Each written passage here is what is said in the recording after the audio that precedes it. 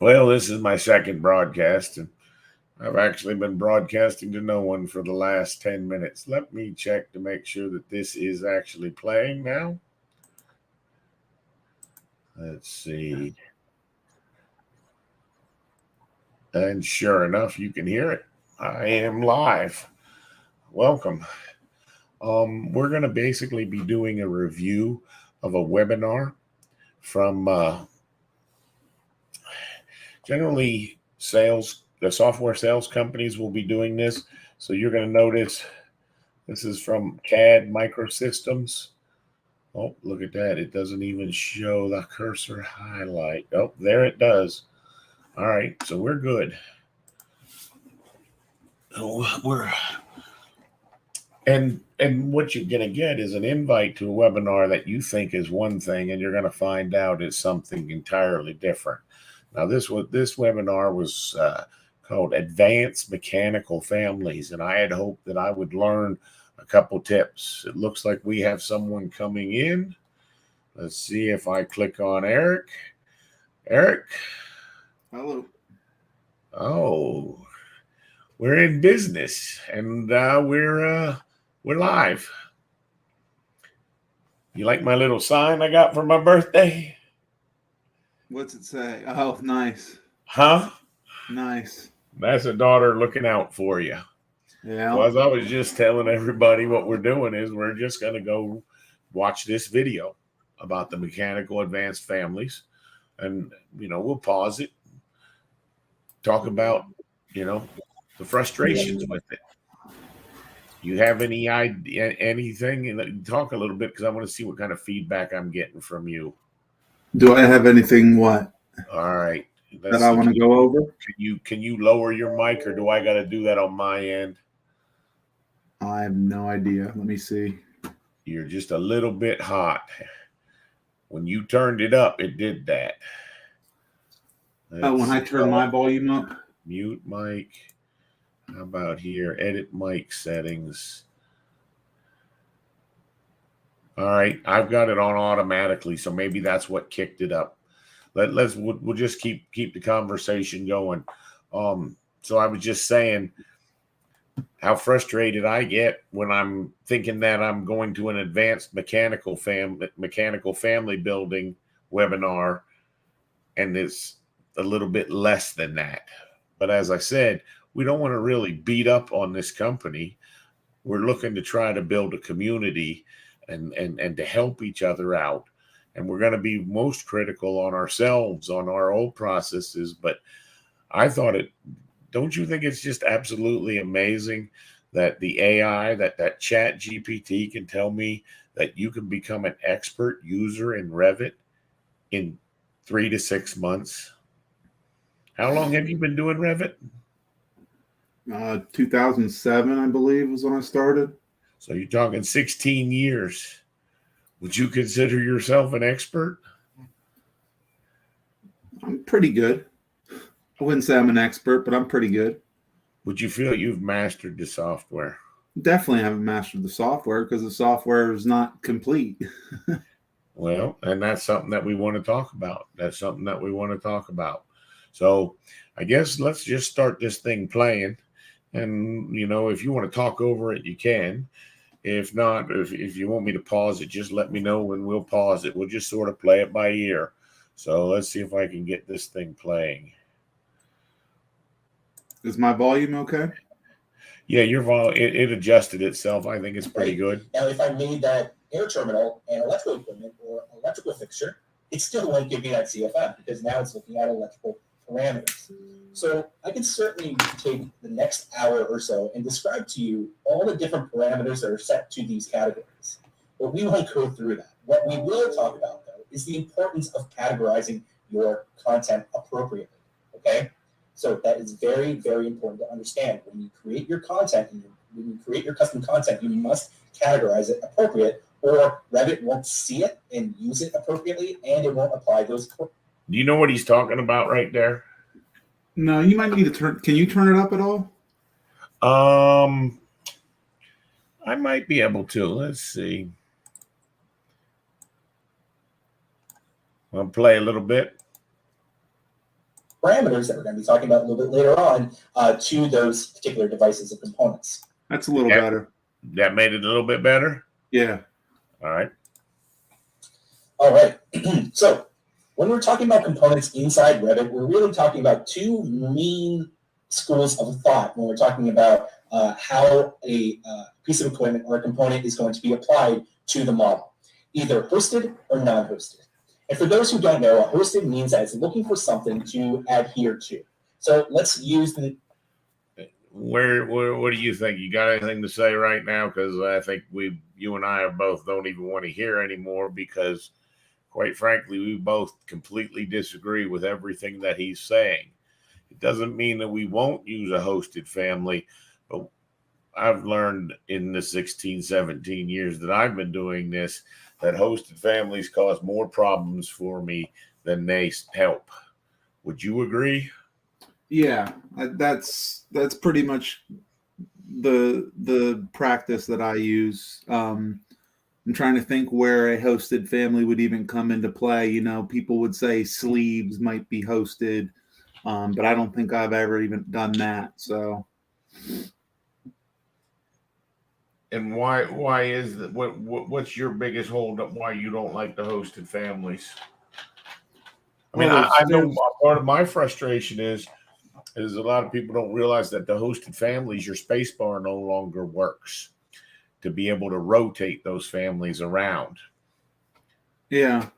Are you with Well, me? obviously, the big one would be some. You know, you usually are going to end up with someone deleting a roof or a ceiling at the wrong time, and there go your lights, there go your Well, and diffusers. if they don't go, and the weird thing is, I know that I've been burned that if they're ceiling hosted lights, the lights will go away. But if they're face hosted lights, they'll just get become orphaned. Yeah, Then they become very difficult to work with. yeah.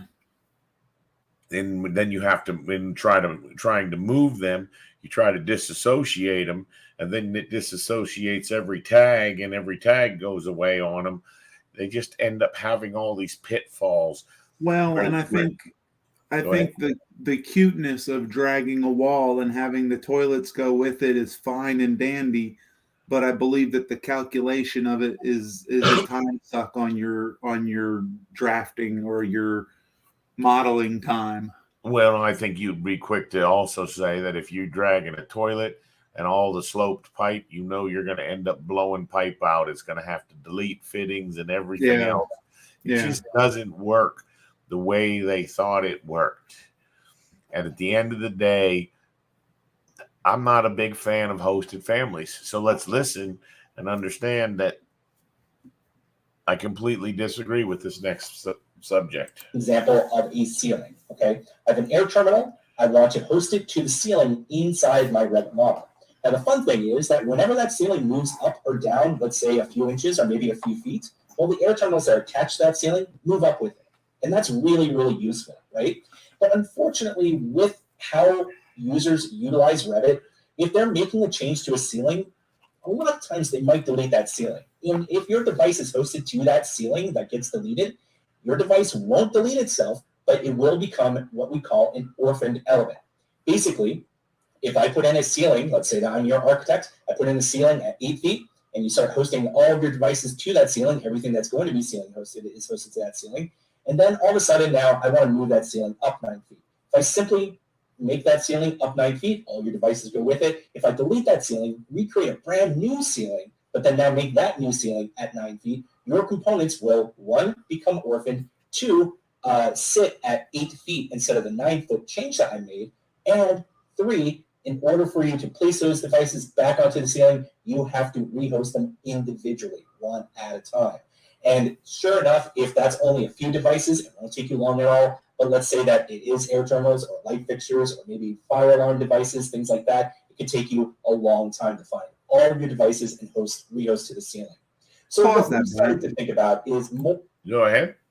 Just out of curiosity, because I'm not sure if this would work 100%, but could you create a schedule to just collect all those pieces, the air terminals, the light sensors, the lights, and And when you know that a room has gone, or when you know that these 10 rooms have gone from 8-foot ceilings to a 9-foot ceiling, you could do a schedule and just change it in the schedule. Or would you, like, with a multi-category, allow you to do the heights? I would think someone like Jaffe with the Rhino inside would very easily be able to go find a ceiling in the close proximity and make that move. In other words, I think you could probably do it with Dynamo as well. But let's be honest with everyone that's even watching, if anyone watches. What did you do?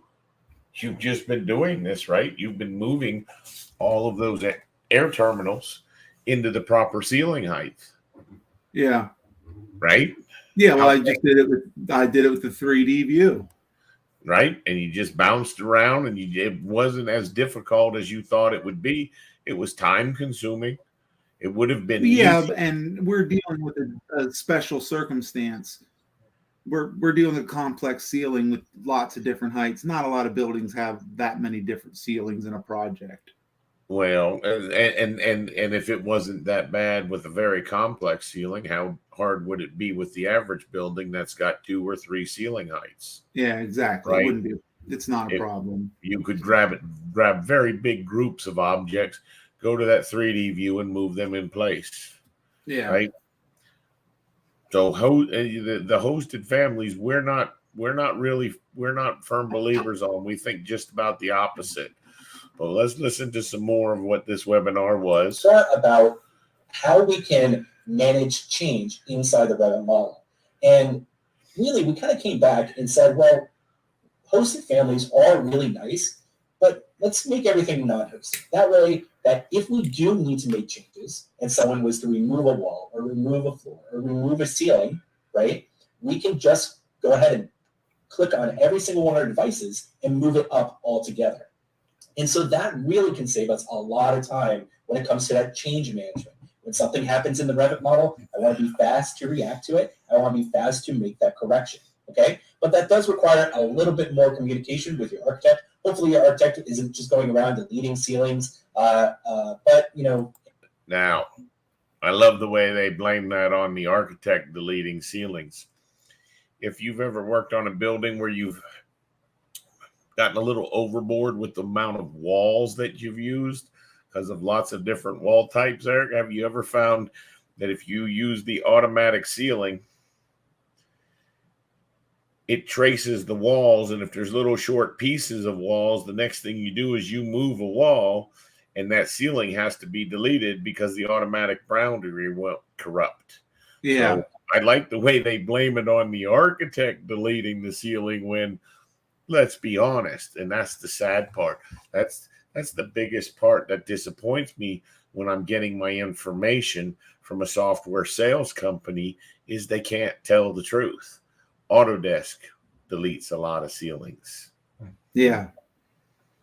In real projects, sometimes that does happen. Or when the Revit MEP specialist needs to rehost to things, that could certainly cause trouble later on down the road. So we try to keep in the sense of, well, I want to keep everything non-hosted, but if something absolutely must be hosted, you can certainly create it as well. And when you create that family, you can use what are called generic models, and these are templates inside Revit.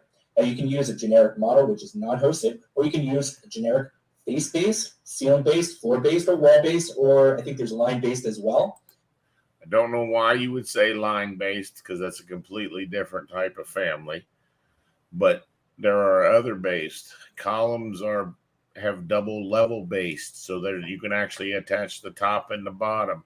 There is a lot that he's trying to cover right here, and quite frankly, he just doesn't do it justice. He introduces you to the idea, but this is where I think we really need to have some in-depth discussions on the individual types of families together, to educate you and me and anybody else who might be watching. And hopefully we'll start to get people to join as well.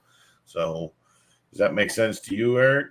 Mm-hmm. All right. When it comes to MEP equipment and MEP content, you want to, for the most part, use face-based if you want to create a hosted element. The reason being is because 99% of the time, as MEP engineers, we are not creating floors, we're not creating walls, we're not creating ceilings. So anything that is looking for a floor, wall, or ceiling to host to won't find it in our model. What they will see, though, are faces. And faces gives us a lot of flexibility when it comes to hosting our elements. Not only can we host on a face of a floor or a face of a wall or a face of a ceiling, but we can also host to a face of a piece of ductwork, or maybe piping, or maybe a face of the side of a computer or door or desk or what have you, some kind of furniture. So think about that. Now, when we are modeling for content inside Revit, I always stick to this idea of keeping it simple, okay? If it's a light fixture, it's a 2x4 light fixture, I know that it's going to be 2 foot by 4 foot, and it's going to be maybe 6 inches. Tell me. I was just thinking it would have been kind of nice for him to give a couple of examples of reasons to use the face-based. In other words, if he says you can attach it to pipes or whatever, what reason would you attach something to a pipe? I know there's reasons, but maybe something like an inline sensor or something like that. No, But I know. I'm just saying it just would be interesting because I don't know how, this doesn't look like it's that long, so I'm guessing he doesn't get into all the family types. No. He just touches on the tip of it, which is where it's so disappointing, because it seems like you go to these webinars really looking for that next information to take you to the next level to, become an expert in this software in 3 to 6 months. Yet no one really gets you over that bridge. Matter of fact, I'm going to have another video that we're going to watch that I want to get a little bit deep in some discussion with you, because it's the most information I've ever seen into the types of pipe accessories and duct accessories. So after this one, I was going to show you one where I think they did a better job getting into the deeper level. But even he admits there's no information on this. Is this from a company that sells the software, that sells the Revit software? That's who this is from. Yes. So it's a reseller. So it's the same as what we've dealt with in the past. The people that come in they want you to sign up to some kind of support. They're selling a service somewhere along the way. Okay. I was just curious. All right. Deep, maybe 8 inches deep or so, depending on how big the light fixture is. So really, I'm just creating a box. Now, sure enough, we're going to talk a little bit about LOD and what that might mean in terms of your BIM execution plans, your BIM requirements from one project to the other, and kind of give you a better idea of how to think about LOD. But really, once again, he's just going to scratch the surface of this LOD, and I'll be quite honest, I could argue points, because he's going to tell you that LOD actually means 2 different things. Have you ever heard that before? That it means level of detail or level of development? That was a new one to me. That was a new one to me. You just listen and you'll see what I'm talking about. When we're trying to just keep something simplified inside Revit, especially a family that you're going to be placing in maybe a few hundred times inside the model, keeping it simple is going to be a few hundred. Would you like that on the casino job? A few hundred times. Now, when that third option there, that third point there, it says one family and many types. What I'm talking about is we're creating one single family, but we can have several different types within that family. So if you've already started creating your own content, or at least started to explore the Revit content that was already created for you or provided for you by Autodesk, you notice that with every single family, or for most families, you get different types. So this might include things like our electrical fixtures, right? Our duplex receptacles, we have an emergency or a GFI receptacle, and we have a standard receptacle. Now, it could be different types of what terms of use for that particular family, or it could be different sizes. And about 80% of the time when you're creating your own content, when you're breaking down your content by type, you're really thinking about it in terms of sizes. So let's go back to our light fixture. Would you agree with the sizes? I would think that for types, there's so many different things. And it's sort of funny because when he names this, I would have named the family the light or the type of light. And then I would have just named the size. You'll see that he names it light in the size, which means you get the word light twice. Yeah. Right? You'll see. Or maybe let's switch it up and let's go to air terminals. Let's say for our air terminals, we have a 2x2 air terminal, right? A rectangular or really a square air terminal. But let's say that the inlet needs to be 10 inches, 8 inches, I need a 6-inch one and a 12-inch one. Those 4 sizes of your inlets can be your different types. So one family, 2x2 supply diffuser, and your types, 12-inch, 10-inch, 8-inch. Now, here's what I found with that particular example is I found that making an air terminal that's a 2x2 for the size grid, but the actual connection of the duct, I let be an instance and then use a schedule to be able to tell what size inlet it is actually much easier, because what ends up happening is if you do it the way they're talking about and you connect an 8-inch duct to a air terminal with a 10-inch neck, you get a reducer in there, and then that reducer doesn't have enough room, and then you can't place the thing, and it drives you nuts.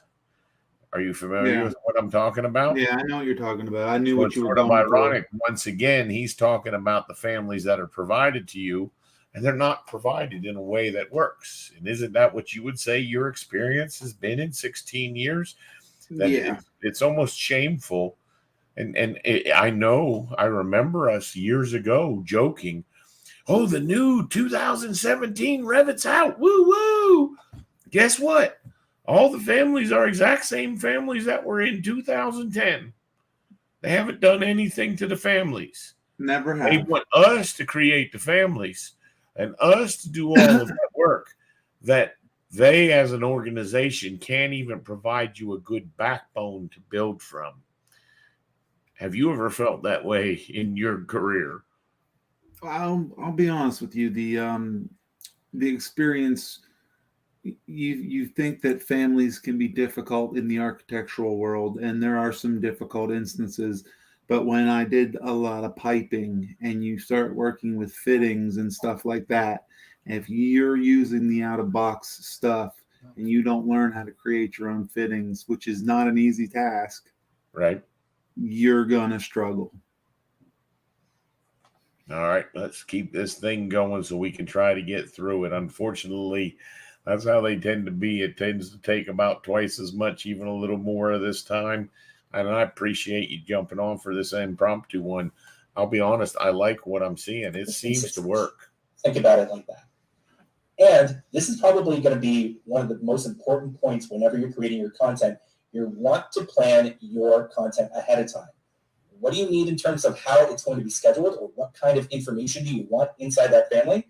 And is that family already containing, or does that family already contain that information in terms of Revit parameters, or do we need to create parameters? We'll talk about. How many times has this step put you in a black hole where you couldn't even work on the job anymore because you were trying to plan so much in advance how to write your families that you couldn't even write your families? Does that ever happen to you? That's why a lot of the models that get handed from an architect to a construction team doesn't get used. They don't know. They don't. People give up on it. People give up on it. Well, that's because I think this approach right here, where you've got to pre-plan all this stuff, I think that's the mistake. I think what you have to do is solve your problems one at a time. And you need to take them as a case-by-case scenario on how's the best way to do them. And you need to not be making mountains out of molehills. And what it sounds to me he's talking about right there is you got to pre-plan this and lay all this out and flow chart all this stuff. Sounds to me like he's making a mountain out of a molehill. And I don't know if he was on the job we're on right now, I think he'd be in deep water. Yeah. Would you agree? Yeah. All right, let's keep listening. A little bit about more parameters a little bit later on. All right. So let's talk about how we are modeling our model. Now, whenever we create a brand new family from scratch, a lot of times you might find yourself having to do that. But keep in mind that the Revit content that comes in with Revit already, you can just repurpose it. And a lot of it is not bad in terms of a starting point.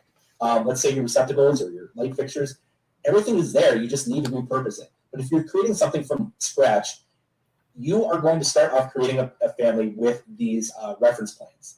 And where those reference planes intersect, that is basically the center point of your drawing area. Now, kind of keep this in your mind where when we're talking about orientation, when I'm drawing above that horizontal line, it's going to be in the back of my device. When I'm drawing in the bottom of that horizontal line, it's front. When I'm drawing to the left of the vertical line, it's going to be in my left side, and to the right of that vertical line, it's going to be to the right. So orientation does actually matter when it comes to creating this family. Now, I know a lot of people use that corner point as their insertion point. I'm going to show you a little bit later on with a demonstration of how to change that. Now, when we are looking at our device, your reference level is always a top-down view. Always a top-down view. But keep in mind that whenever we're talking about a plan or a reflected ceiling plan, that top-down view will change how you're modeling your family. I'll show you that with another demo. See, I like the way he goes into that always there, and we all know that that always is going to be broken as soon as he tries to make that toilet face mounted and he wants to attach it to the wall. Now you're building that thing on its side, right? Yeah. It's like contradictory information, but fortunately he's not getting deep enough into it to cause a problem. You know what I mean? Because he's only got an hour to fill, and I'll be honest, that's what these things feel like, is an hour to fill, and that's what I think we need to change. I think we need to have some of these half-day sessions where we go through this stuff and create the families that you need in your project and show everyone how we create those. And that I just don't see happening very often. So Yeah. Demonstration here. But orientation matters. Not only how you're looking at the device, but also how you are modeling that device itself. Now, when you are inside the family, you want to use that 3D view often. The cube is going to be your friend because that will let you know exactly what you're modeling for the front, right, top, bottom, left, and back sides of your family. Especially when we're creating a family such as this VAV unit that you see in front of you. Orientation does matter, especially with that kind of specialized equipment.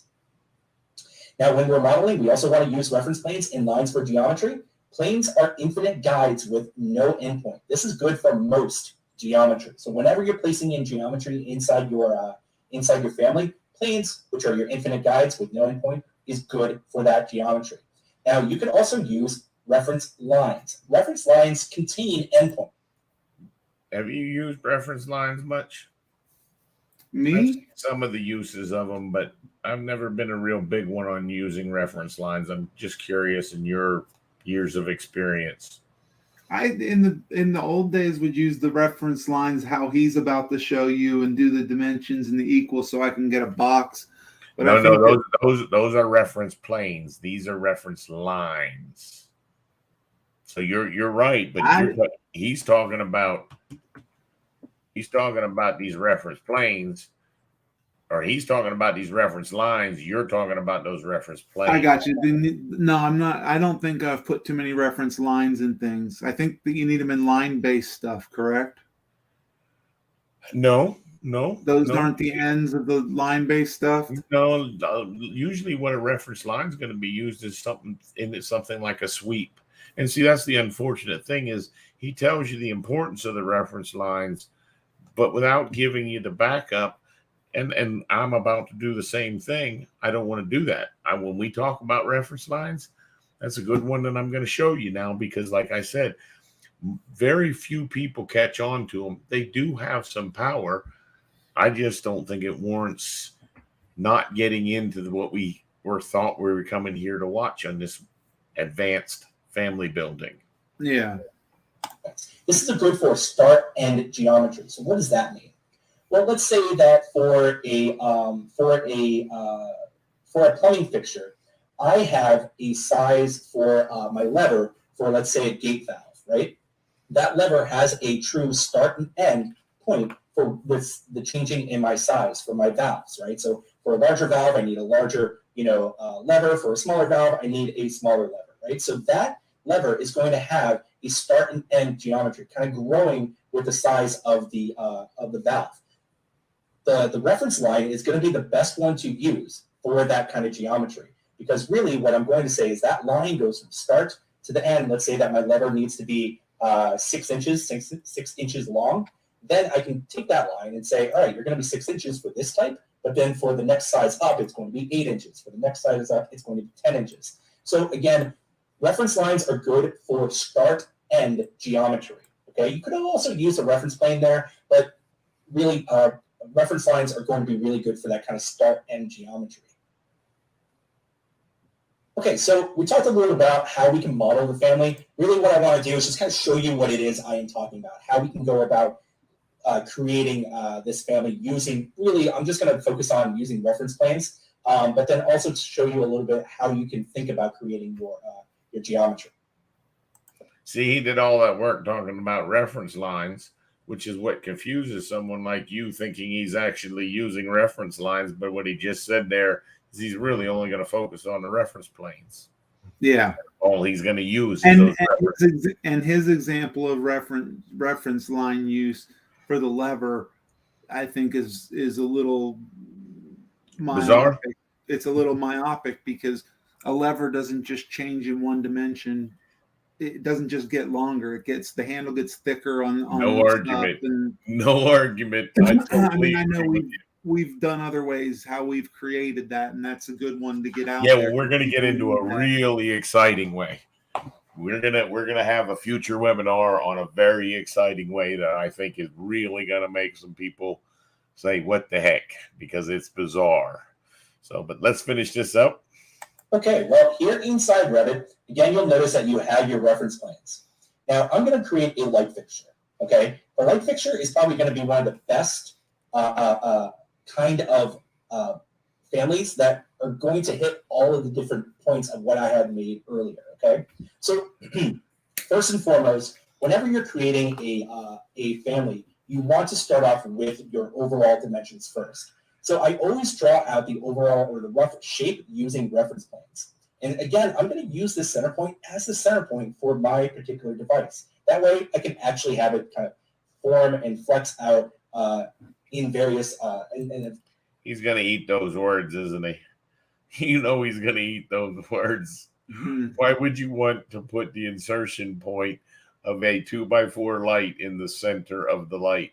How do you snap it to a grid? Right? Yeah. He's going to realize that mid-presentation. Very controlled way. So I'm going to just go ahead and draw in some of these guys here. There we go. Again, just a rough shape. Nothing needs to necessarily be even. All right. So there are my reference planes, and they are going to be basically the endpoints of my light fixture. Now, what I'm going to do is I'm actually going to start to add in some dimensions. Dimensions are ways for you to define the geometry of this particular device. Now, you see here that I created dimensions going from all the way from the left portion of my device to the middle, and then from the middle to the right portion. Now, I did that because really what I want this to do is flex from this center point. Now, the fun thing here is once I place in these two dimensions, I can make them equidistant, meaning that when I pull one, look at the other. So this is what we call parametric model. No, if you're calling this advanced, that's a little sad. No, this is what we call heavy sales on the Revit. Look at how cool this is. That's what we call this. But this was cool 13 years ago. This should no longer be cool if everyone has become an expert in 3 to 6 months. That is really sticking in my craw that someone is supposed to learn all of this in 3 to 6 months. Because I know users who've been working in Revit for 5 years and won't even go into a family to create a family. What about you? Yeah. Okay. Which means that I can make this model kind of flex with either just clicking and dragging this reference plane or really in a defined dimension. So I'm going to do this for both of them. There we go. So I have these dimensions kind of equidistant from each other and kind of flexing with each other. Now, what I am going to do, though, is provide myself a way to define how large this particular device is going to be. So I'm going to give myself an overall dimension here, just like that, and another overall dimension, just like that. Now, you know what I want to do? Here's what I think is absolutely critical. I want to do like what they're doing right now. What's hard, you know, I really don't want to beat this guy up because this guy's he's making an effort and he's doing a challenging job, but he's making this job more difficult than it should be. What I want to do is I want to be working closely enough with you or someone else where I can do the drawing and you can describe what I'm doing so that I can focus on what I'm doing and get more done. See, that's why we don't get very far in this hour and it's almost like wasted time, is because his brain is concentrating on what he's clicking on and what he's doing, as well as trying to explain what he's doing. Well, we did that. We did that during the layoffs when we were training those classes. We used 3 people. One of us taught the class up front, and the other 2 walked around and helped people that had questions so people didn't fall behind. And I think that that was extremely successful. And what I want to do is adapt that for what we're doing here. But you hear what I'm saying is, what I want to do is when you're drawing something, I want to be the one to describe what the heck you're doing.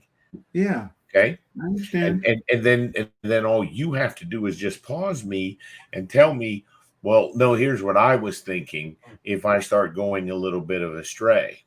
Does that make sense? Yeah, I got you. But I think we can make our informational videos much more powerful if the person who is doing the drawing can keep his focus on that and not trying to present as well at the same time. We're not doing that on a live stream. We're doing that on something we can record and get right. I think we should do them live stream. Okay. I think we should do them live stream, and hopefully as people start to come here, I'm monitoring this right now. I've already put a chat in there. Okay. So that as people start to join this, I'm hoping that if they have a question, wait a second, how did you do that? Then we can go show them how we did it. See, that's the thing. That's what I think is the most powerful, is the ability to be able to answer people's questions.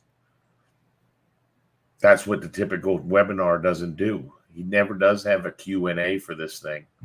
Yeah. Right? Yeah.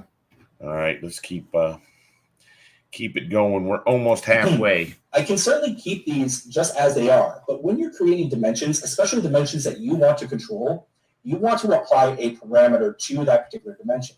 So again, I'm just going to come right up here to create parameter. It is going to be a family parameter. We'll talk about the differences here in just a bit, but I'm going to go ahead and talk about, this is going to be overall length. It's going to be this is going to be a type parameter, and this is going to be grouped under dimensions. The thing to note about type parameters, instance parameters, type parameters change per the type. Okay, so remember, go back to our previous discussion. We were talking about types being different sizes. If I want the overall length to change, as in the sizing, right, then obviously I want it to be controlled by the type. Instance means individual. That is the individual placement of that particular element. Okay, so I'm going to go ahead and click on OK there. And for this guy, I'm going to go ahead and change this. This is going to be overall. What you thinking?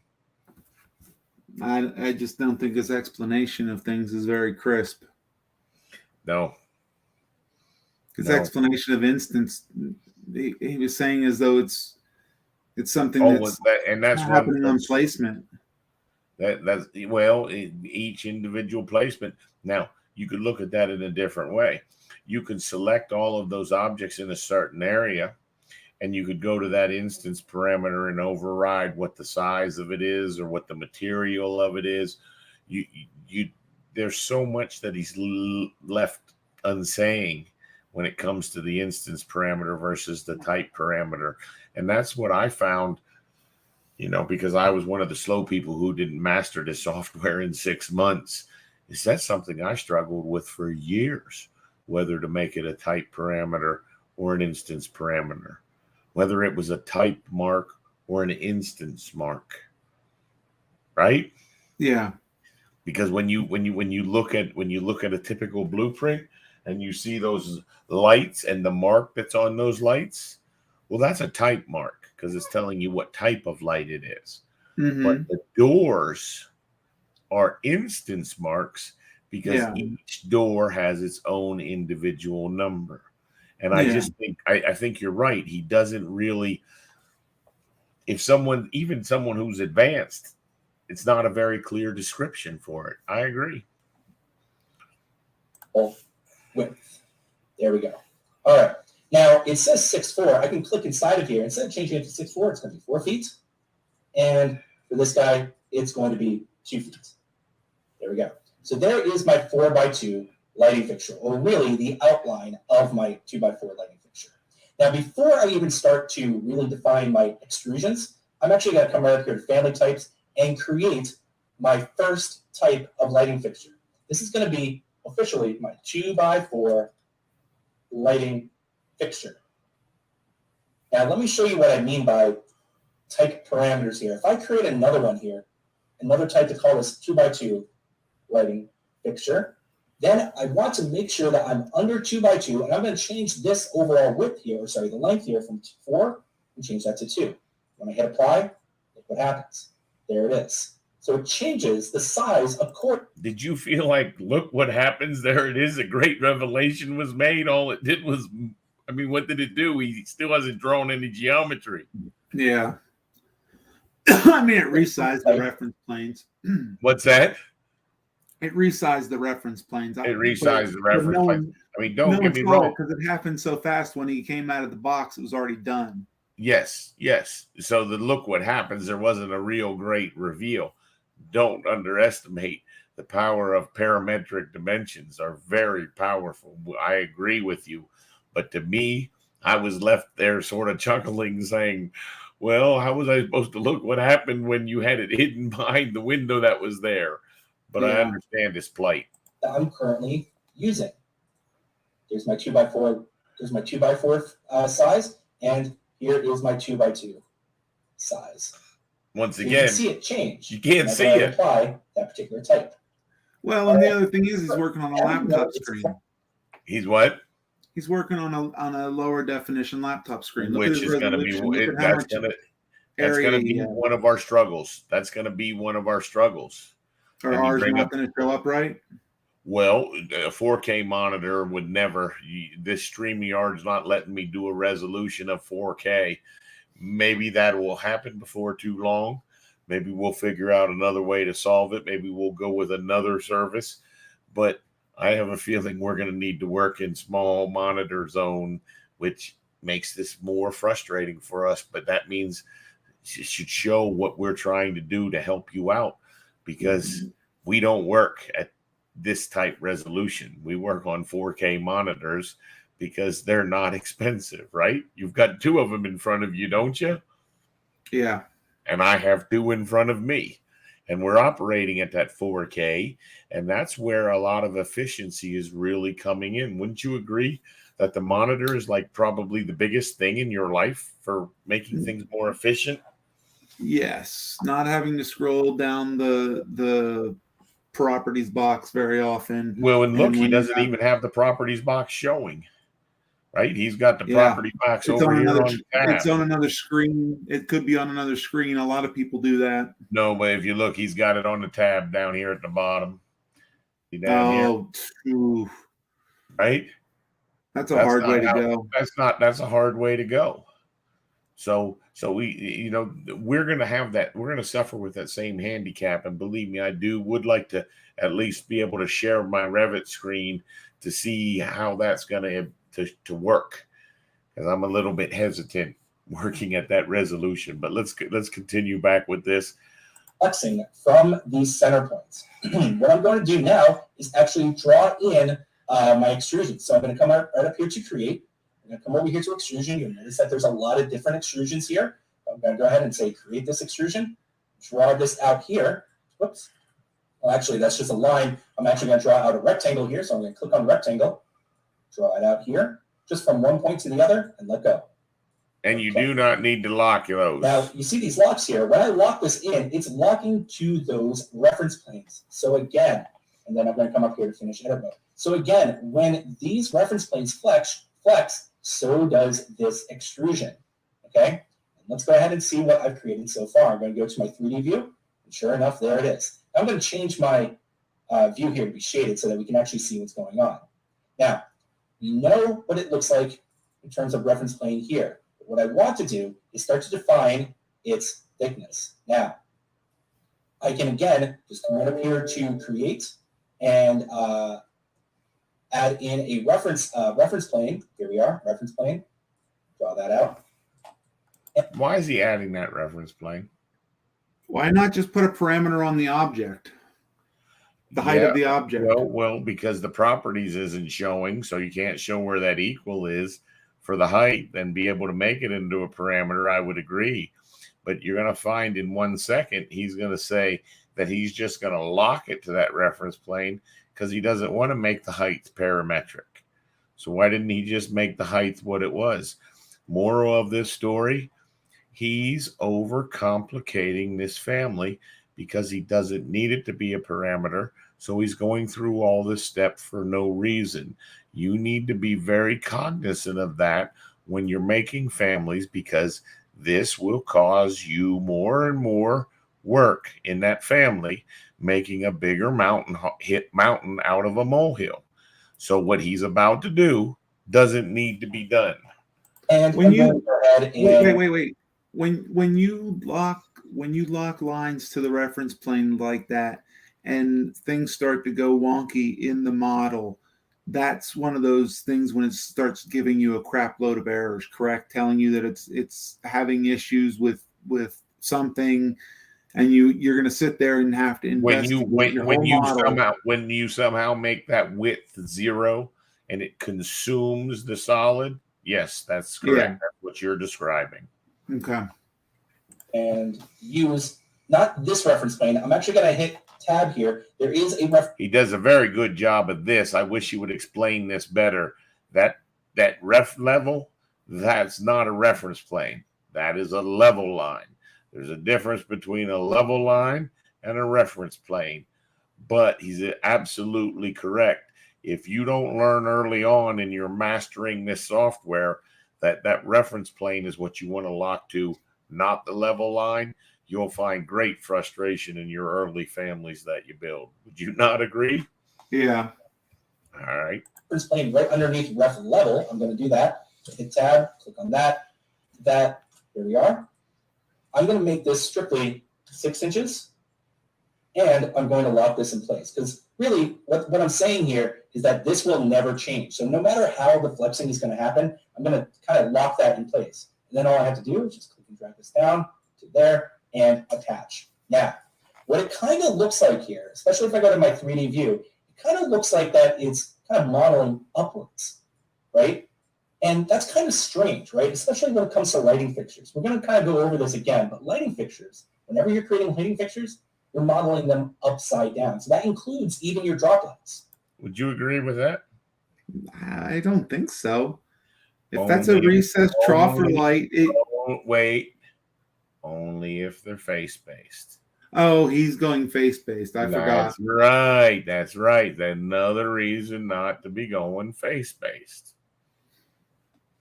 Okay, and your pendant lights. Your pendant light is going to show up with a long pole here, and your pendant light up here shining upwards. Why is that? Well, inside Revit, it flips it. And a matter of fact, I want to try to show something. That's what I want to close this off with exactly what he's talking about right there, and prove that you don't have to do what he's saying. Okay? Mm-hmm. Or the RCP view. Remember, inside Revit, the RCP view is not just something that shows you a grid here. It's actually reflecting what it sees on the mirror. Okay, so keep that in mind.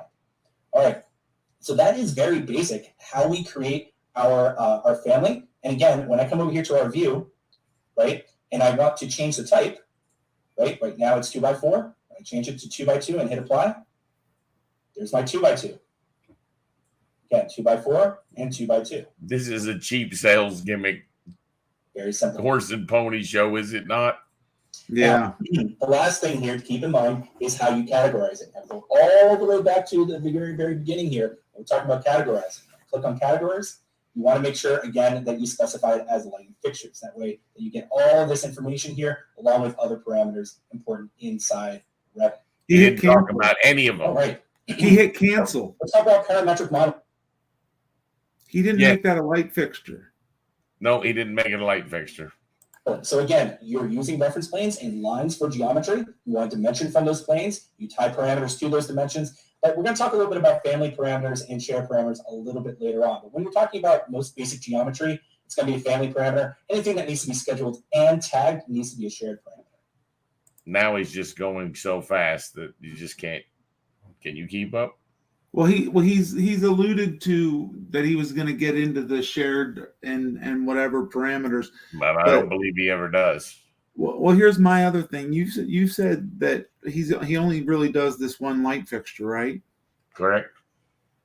Well, then why is it called advanced mechanical families plural? Like, it's weak.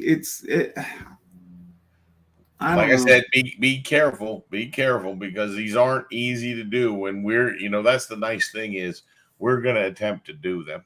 No, so. I understand that. I'm just saying there's nothing advanced about it. This is, I don't know. Disappointing at best. Yeah.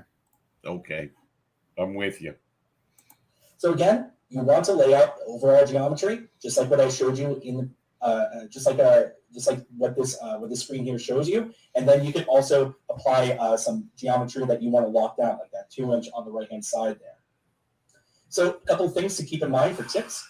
You want log dimensions when constraining unchanging geometry. Use the default reference planes as a center point for most components. You can change the origin to desired reference plane. You can also avoid over-constraining. That's very important. Materials. Which he already over-constrained. Keep in mind, again, you want to keep it simple. Now, let me show you about those reference materials. You don't really need them. Wow. You have to see the humor in that. I mean, don't you want to do pretty renderings? Don't you want to do all that other stuff? Well, I don't know. These reference planes, by default, are determining what's called an origin. So really, when you take this device, if you ever notice that when you're placing in devices inside Revit, it's using a center point or maybe some other different point on the device itself. But the center point for and he never really clearly shows this. He changes these to the insertion point, but he never inserts it in the project, so you don't see what the effect is of what he's doing. And I don't think that's a good effect. I think that if you do that on a building that has 4 lights, fine, you're fine.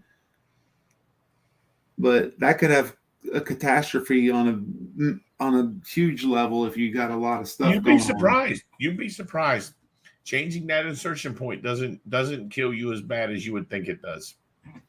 I've been surprised by that, to be quite honest with you. We'll have to do some test runs of that theory, but we'll look into that later. I just think it's funny that he never gets into it. The fixture here usually doesn't really help me out. So I'm actually going to choose this reference plane here as my origin, and I'm going to use this reference plane as an origin. What that means here is that when I choose 2 reference planes as an origin, wherever they intersect or wherever they bisect each other, that is going to be my origin. So when I place this device in my model, I'll be using this corner here. Or actually, keep in mind, it's going to flip. So it's actually going to be in the top right-hand corner. But really, any corner is going to be useful for me. And I don't think he ever puts it in a project, so he never shows any of this concluded. We're going to talk about level of development a little bit later. But keep in mind, when it comes to BIM requirements, they're going to be defined as 100, 200, 300, 400, and 500. Keep in mind, though, do they mean level of development or detail? We'll talk about those differences in a little bit. Does any of this even mean anything? What does it require for the project? What does it require for you as a team? And what does it require for the BIM execution plan or BIM requirements for that particular project? Now, a lot of projects here are going to require COBie and classification, things like that, okay? COBie and classification, classification now comes inside those components, okay? But a lot of times when we download components or kind of create them ourselves, that classification isn't there. So keep in mind that a lot of BIM requirement BIM requirement documents are going to require classification as well as COBie parameters. Now, if you ever need help to put in COBie parameters or classification, what are your thoughts of what you're actually seeing? And I'm sort of playing a little pun because of his last line on his slide that he's showing.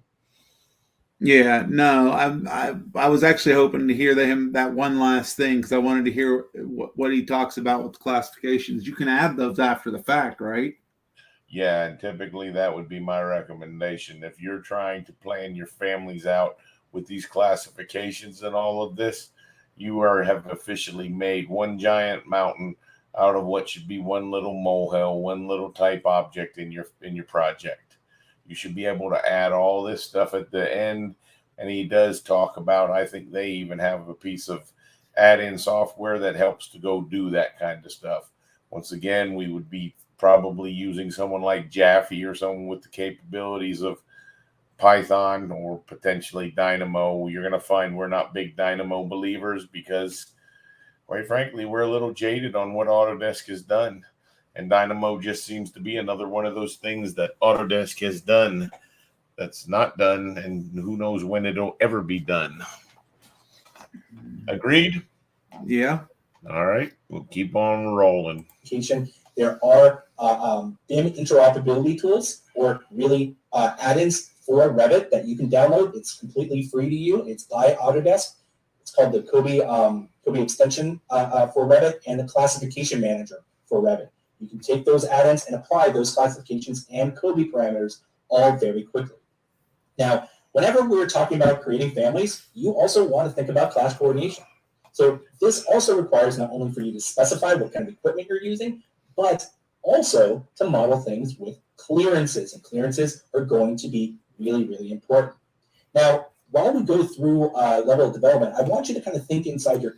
On your project, we're going to have to do something nasty with those clearances. And just because he brought up clearances, the trick to clearances, right, is they have to be a nested shared family. So they don't. Yeah, we've talked about it. We've talked about it the last time through. Right? But because otherwise, when you attach it to a pipe system or a duct system, those clearances no longer hold the clearance material.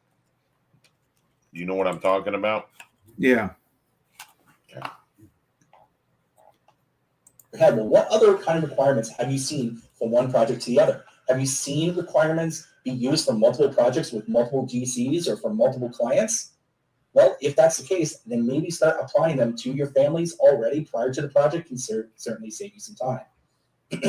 All right, so let's talk about level of development, or really level of detail.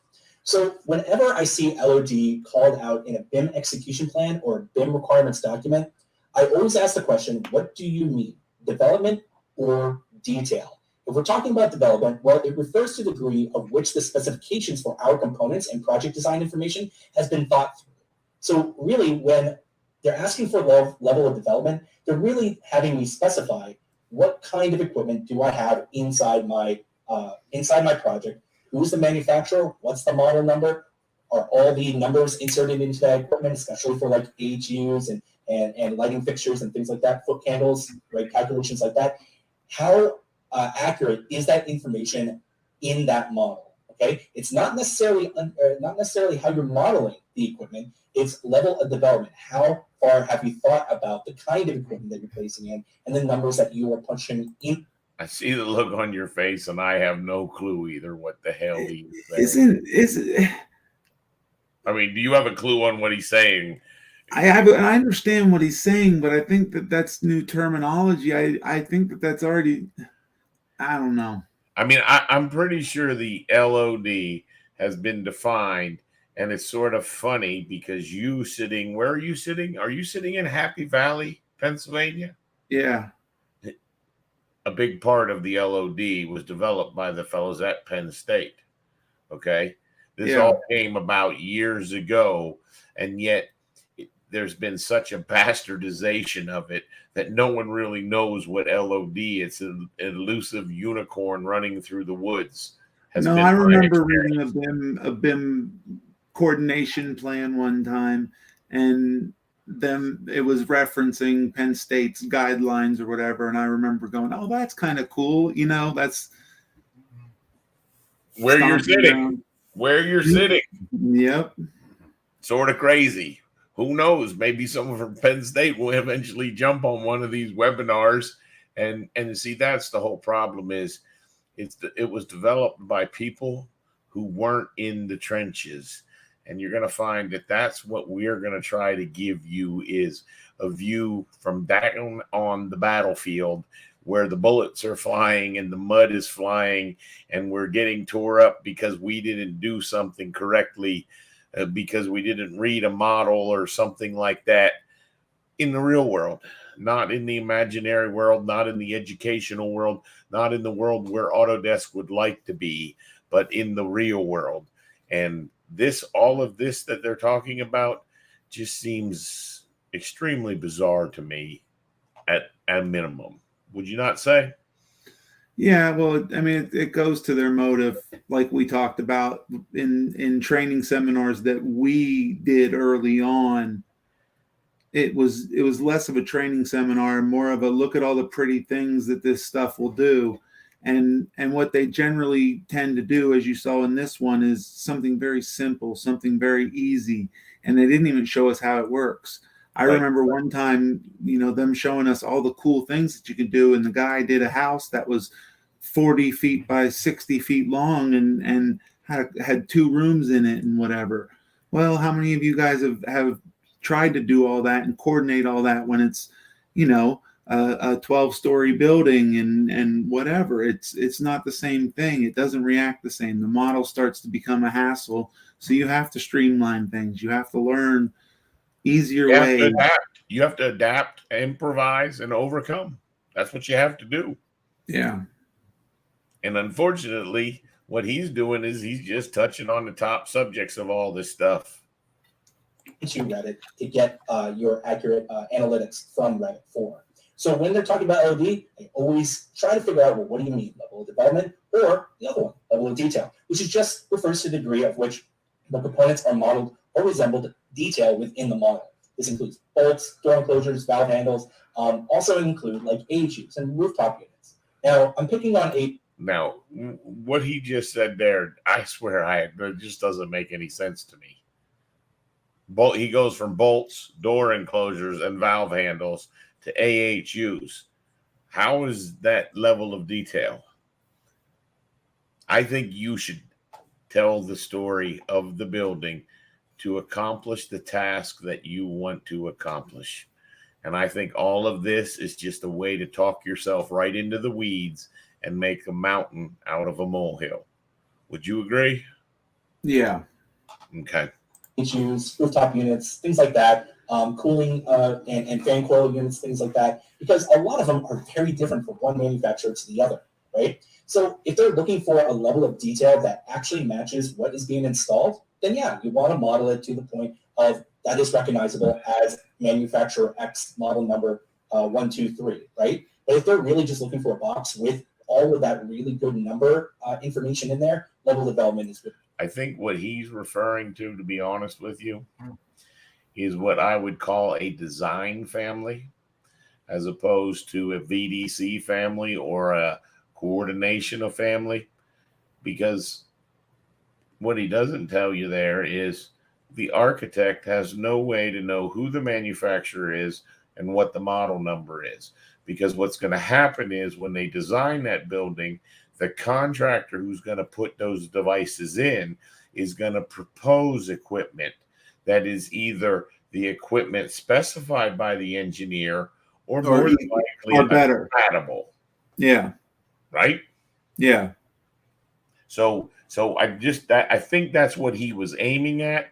I just don't think the story comes across very clear. Really going to be what you're looking at.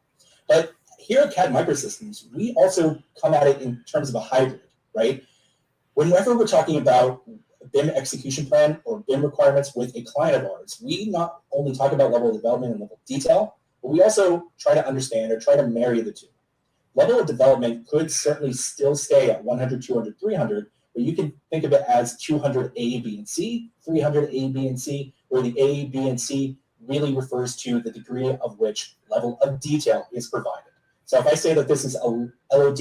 Agreed. You're trying to make it more confusing than it is. Thank you. I totally agree. We're going to have to just laugh at this, and then we're going to try to show what the heck we're actually going to do, because this here is just too much to try to get him out of the weeds. He's so far in the weeds which is typically what happens with Revit. You can very easily get into the weeds by making families too big, and then all of a sudden it takes your file 2 hours to save, or an hour, 10 minutes to save, and you can't get anything done. You cannot put yourself in the weeds. You've got to stay fluid. You've got to complete the task.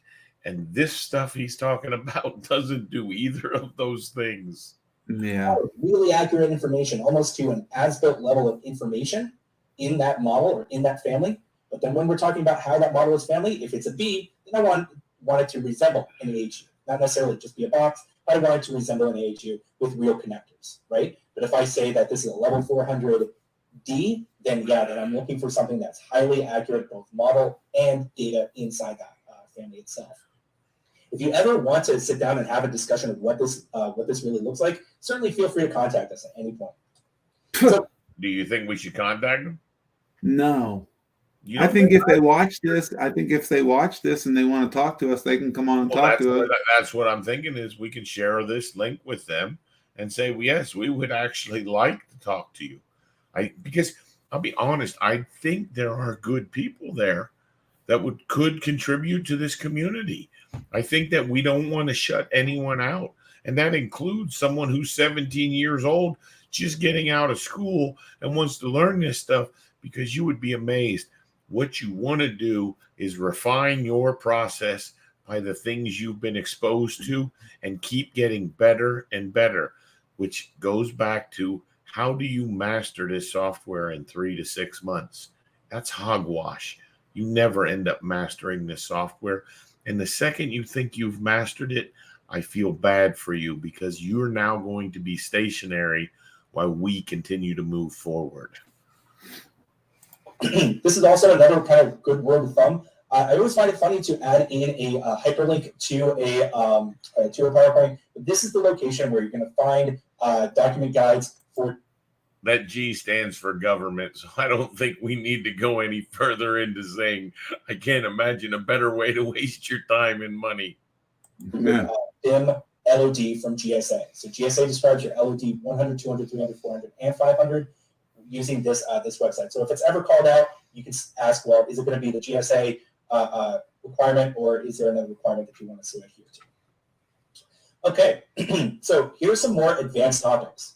Whenever you're working with connector elements inside your family, okay, those connector elements are extremely important, because not only are we modeling how this family works, we're also providing a way for it to work inside our model, right?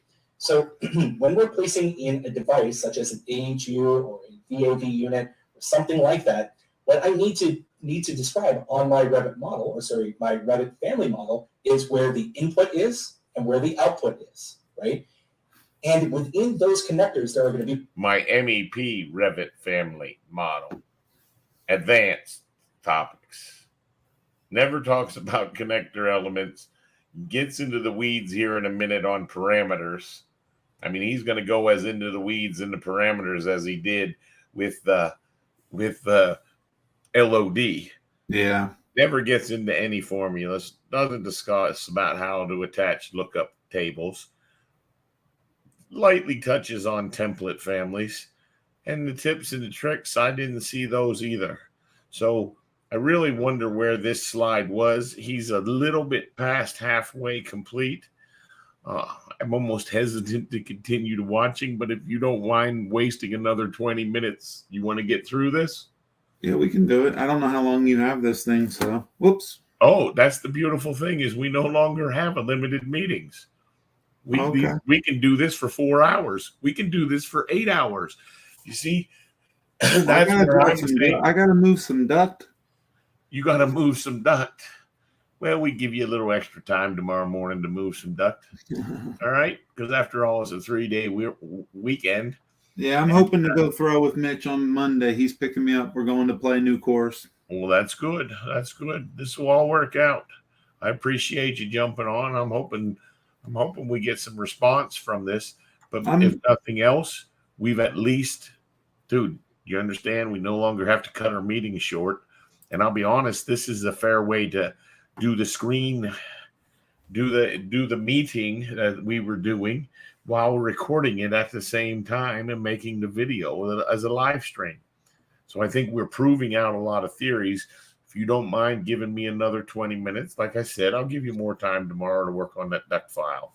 Yeah, can you talk for a minute? I'm gonna go grab a drink, or you can. Yep, I'm going to field it from here. You go do what you got to do. You can turn your camera off if you want. I don't know if you know how to do that.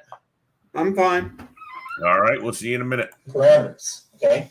It's very important to understand how we're going to place in those parameters and when to actually use those parameters. Now, you can also add in geometry for simple and advanced modeling, and you can also add in symbols. That's very important. Inside Revit, you can build certain families with symbols. Obviously, the family itself is going to be pretty small. Let's picture a receptacle. It's very, very small, but we need to model it with a symbol in there as well. So keep that in mind. You can certainly add in formulas, look up tables, and you can also go through some tips and tricks with us as well. So we're going to go over some tips and tricks a little bit later on in this webinar. All right, so for connector elements, there are these major types: electrical, duct, pipe, cable tray, and conduit. Now, you can have many families with different connector types. Again, let's take a rooftop unit. Certainly, it's going to have your duct type, supply, return, exhaust, right? But then it's also going to have piping for drainage, right? And it also is going to require an electrical connection. So you can provide all of those connector types for that particular mechanical equipment. Now, for your connector elements, it does require a flat face geometry or work plane, and you define the logic of the equipment in that connector. Now, again, whenever we're providing element connectors inside our elements, those connectors define exactly how much power or how. I really wanted to see him do some of this stuff. Like I said, in subsequent webcasts, we'll cover that. But he doesn't get really deep into any of these connectors, and they really are important. And more importantly, there's a little bit of a bug that existed until Revit 2023, and that was that you couldn't rehost these connectors. So you would basically, if the geometry went away, you would blow up your family, and then when you pushed it into the project, you would lose all your connection points. It was a really fatal bug, but it was resolved in 2023. Sad part, he never really even shows you how to place one of these connectors, I believe. Much air or how much velocity is running through that piece of equipment, or what it might require from that. What are you trying to get sponsored by Dr. Pepper there, buddy? No. Okay, so for an example here, let's take a air handling. As long as it's not a Bud Light. Let's just say a VAV. Sorry about that. Yeah, they were talking about that at the It needs to understand, campfire tonight. it needs to provide information inside Revit so that it understands how much air it's pushing out. So a VAV unit, we need to specify on the connector how much CFM it's pushing out. So when we connect that ductwork and that ductwork to it. Once again, what he's talking about there, that is absolutely critical information for a design family where you're trying to use the software to design that system. For a coordination project, maybe that's not even important, much less critical. Air terminals know how much air it's getting from that VAV unit. All right, so let's talk about parameters. So CFM is a parameter inside Revit. CFM is actually going to be air density and other air parameters. I'm sorry, the names are just kind of not in my mind right now, but those are Revit standard parameters, so you don't need to create them. But whenever we're talking about family or parameters, there are these four main categories. You have family parameters, which includes geometry, basic parameter relationships, okay? Project parameters, which is project required data. These are applied to family categories inside the project itself, not just one family or type or instance. Shared parameters, these are customized component and project data parameters, can be applied to families and types and instances. And then for the most part, a lot of the data that you're inputting, things from like title block information to mark value, to type mark and things like that, all of that are Revit standard parameters. Now, when you're creating a parameter, you think of it in terms of what do I want this parameter to do? A type parameter is set per type of family for that particular type. Remember, when you are flexing that light fixture or that piece of equipment, your dimensions should be a type parameter because your types are going to define the sizing of that family. Instance is per instance. Keep in mind that I in there means individual placement of that family type. Instance parameters do not reset when a family is copied as well. So when I add in instance information for that particular family, let's say a family ID or component ID that we use out there in the field, if I copy that component a few hundred times, that instance parameter for that component ID does not reset. So now I have LF for light fixture, LF 101. I have a few dozen of those placed throughout my entire model. Now I have to go back and give each one individual instance of LF 101, 102, so on and so forth. Also, Revit and Autodesk parameters are nice. Why do I put that there? A lot of the information that you are looking for your families to produce or give you is already there. Just look for it. All right, so when it comes to parameters, I want you to keep this kind of graph in mind, okay? So for family parameters, they can be customized and created. However, they're just used for basic geometry inside the family itself. They can be customized and created, but they cannot be tagged, annotated, and they cannot be used for scheduling. Now, project parameters, again, they can be customized and created. They can be tagged and annotated inside the project itself, but they cannot be used for scheduling. Shared parameters meet all three requirements whenever we're creating a parameter that needs to be created, one that also needs to be tagged and annotated, and also needs to be scheduled. Now, certainly. Now, I want to try to begin to see how well you can actually see my Revit as well, and sort of interject a little bit here, because I didn't like what he said about project parameters, that they can't. You see how there's no checkbox in that project parameters can be scheduled? Yeah. So if we look, can you see my Revit screen? Is it relatively clear enough that you can read it? Mm-hmm. All right, good. So when he's talking about project parameters, let's see. I'm just going to draw this little widget, which is nothing but a box. All right, I'm going to make this a shaded view. I like to bounce all my views like that. All right. Typically, that's how I organize my families, is the plan view with the isometric over top, and then I generally like to do the front and then the left view.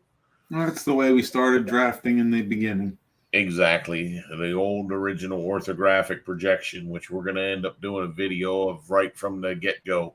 I'll be honest, I want to do some video series for Caleb, Autumn's son, that wants to become an architect. So I want to write some videos that are basically for someone who's in 9th, 10th grade level, because I think that's when I fell in love with this.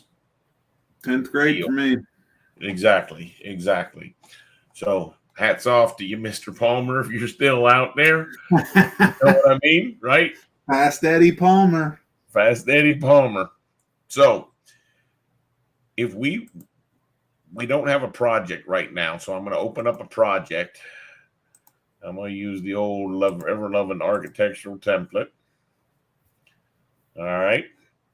So now when I load this family in here, as he said, we need to know what category it is. Now I have this as a pipe accessory right now, which I'm guessing you can't see. We look at it here.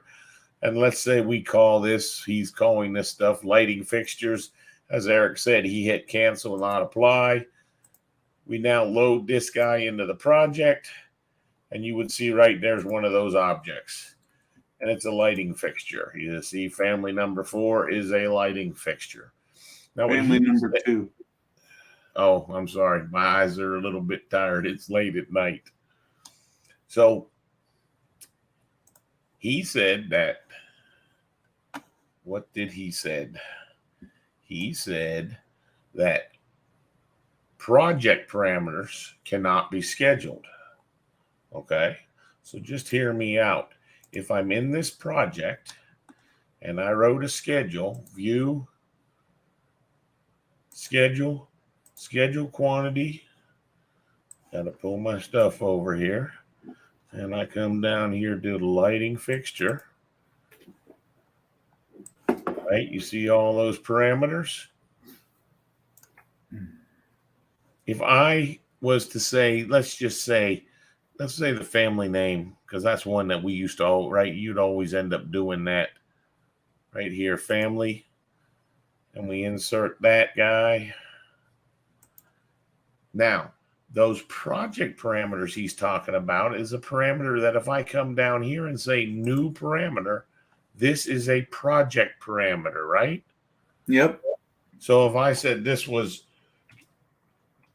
Brian's info, and I'd let that be an instance parameter, and I say okay, how is it exactly that he thinks that Brian's info can't be scheduled?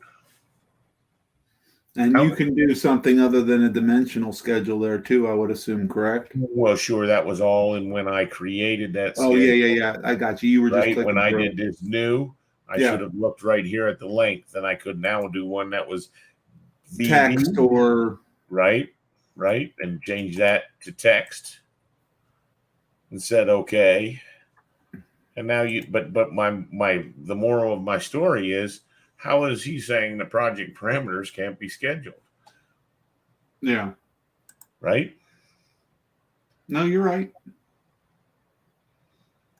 And then he's got it wrong because those parameters I just put in, they cannot be tagged. So this whole table here sort of falls apart real quick. And I even showed you the other day when we were doing the go-to meeting that we can even customize these Revit standard parameters. So I can prove every one of this thing essentially wrong. Does that make sense? Yeah. So I'm going to go back to continuing this, but it did look like we were going to be able to do what we need to do with the Revit as far as teaching. If it was visible to you. Did you have to make that down to a quarter of the screen? Yes, it's on my laptop monitor. So yes, I'm 1/4 of 4K. Standard parameters, just like what I showed you previously, right, or talked about previously. Revit standard parameters can be scheduled and tagged for the most part, but you cannot create a Revit standard parameter because they're already there for you. So this is a really good graph to use whenever you are building your own custom content and you need to have that custom content contain data. Well, how is that data going to be used? Is it just going to be used for geometry? Well, then family parameters. Or is it going to be used for geometry and I also need it to be scheduled? Then it needs to be a shared parameter, regardless if it's going to be tagged or annotated. Okay? So just keep in mind. Just keep all of that in mind. All right, so when it comes to geometry, simple is the best, right? Generalized sizing and overall dimensions. You're never going to catch me saying anything is the best. Because in 16 years, I've learned that what I thought was the best was not the best. And since it seems like we're ripping on CAD Microsystems and their webinar, what I want to do to everyone out there is show them that we can rip on us as well. So there's lots of videos that I've made that I'm hoping to go back and do this same kind of review and say, look how dumb I was. I thought that was the best thing to do. So be careful what you do when you say this is the best. Right? Wouldn't you say that that's a valid statement? It's like life, man. You find something else that works better, you use it. That's right. Can't be stuck in I also love him getting jammed up in his room calculation points because he's going to go how important. Right there it says room calculation points are important. Mm-hmm. But then you're going to find that Autodesk won't let you put room calculation points on certain types of families. What are room calculation points for? To get the square footage of the room? If you want to run a schedule, here's where I've seen people want to do it is they want to name the valve by the room that it's in. So if I have 4 valves in a certain room number, might have room number 101-A, 101-B, 101-C for each one of those valves. But he's going to quickly reel back and tell you, oh, yes, Autodesk doesn't allow you to do it with pipe accessories. Parametric families reduce the number of families to manage, and easy customization and modification by users are also really useful here whenever you're creating just generalized sizing. That way that whenever someone does need a particular size, you don't need to create a brand new family. You don't even need to really create a brand new family type for some of these things. You can just change the size of that instance, okay? And also something to note is room calculation points are very important. Now, not every single component inside Revit has a room calculation point. For the most part, whenever you're talking about a room calculation point, you're thinking about a family that's going to be up in the air somewhere. So let's say like a light fixture or a diffuser. Those have room calculation points, okay? But something that I found out recently are valves. Yeah. So when you want a valve to have a room calculation point, unfortunately, valves do not. A room calculation point essentially means that whenever I'm placing in a light fixture inside a room, I want that light fixture to tell me what room it's a part of. Now, if that light fixture is way up in the air, past where it can report where it is in the room calculation point allows you to choose a specific location with which it will report that room information. Okay. So, was that as clear to you as it was to me? Well, yours was a little clearer, but that's just because I understand what you were saying. I really don't understand where he's going with this. I don't understand why you'd want to report lights to a certain room. The room calculation point, I have seen room data sheets. I do understand why you want room calculation points, but I just don't apply the same importance level that he does. I just don't. That's very important. That's very important. A couple of things to keep in mind when it comes to geometry tips. Dimension overall sizing with simple parameters, which are easily understood. Several components into one, make it a nested family. These are good inside Revit. Process can't be scheduled, so you're going to have to make your own. Okay, so keep that in mind whenever you're trying to figure out an offset for a particular component or from a particular location. You might have to create your own so that you can schedule the offset. He didn't talk about putting nested families in. No. For symbols, symbology is very important. Nested symbol families are useful. And certainly, I will provide a demonstration here. Unfortunately, we are getting a little bit low on time, but if you do... Oh, you always have the excuse. We're a little bit low on time. That's the beauty. Is we're gonna try to see these things through. When we start something, we want to get through. And I'll be honest with you, I am not a fan of these stupid splash screens that they've got, these PowerPoint screens or whatever these are, because he just ends up talking and we have nothing visible. That's he could have been showing us stuff in the Revit screen on half of what he's talking about. Well, it's difficult unless you do what I ask you to do. Yeah. You're going to narrate for me and I'm going to narrate for you. Okay. Mm-hmm. So if you need any help with creating symbols, certainly reach out to us. Connector parameters are extremely important. If the connector has system parameters, make sure the project recognizes them. This includes voltage definitions and distribution systems. This is very, very important because if I have a piece of... This is the greatest tip of an iceberg anyone's ever... I mean, he's giving you one ice cube off an iceberg the size of Antarctica when it comes to this stuff. With electrical equipment that has a 240 definition or distribution system in it. If that distribution system does not exist inside the project, it won't recognize that it has a 240 distribution system. So make sure that you define what the voltage is, 240, and what that 240 is part of when it comes to your distribution system inside the project.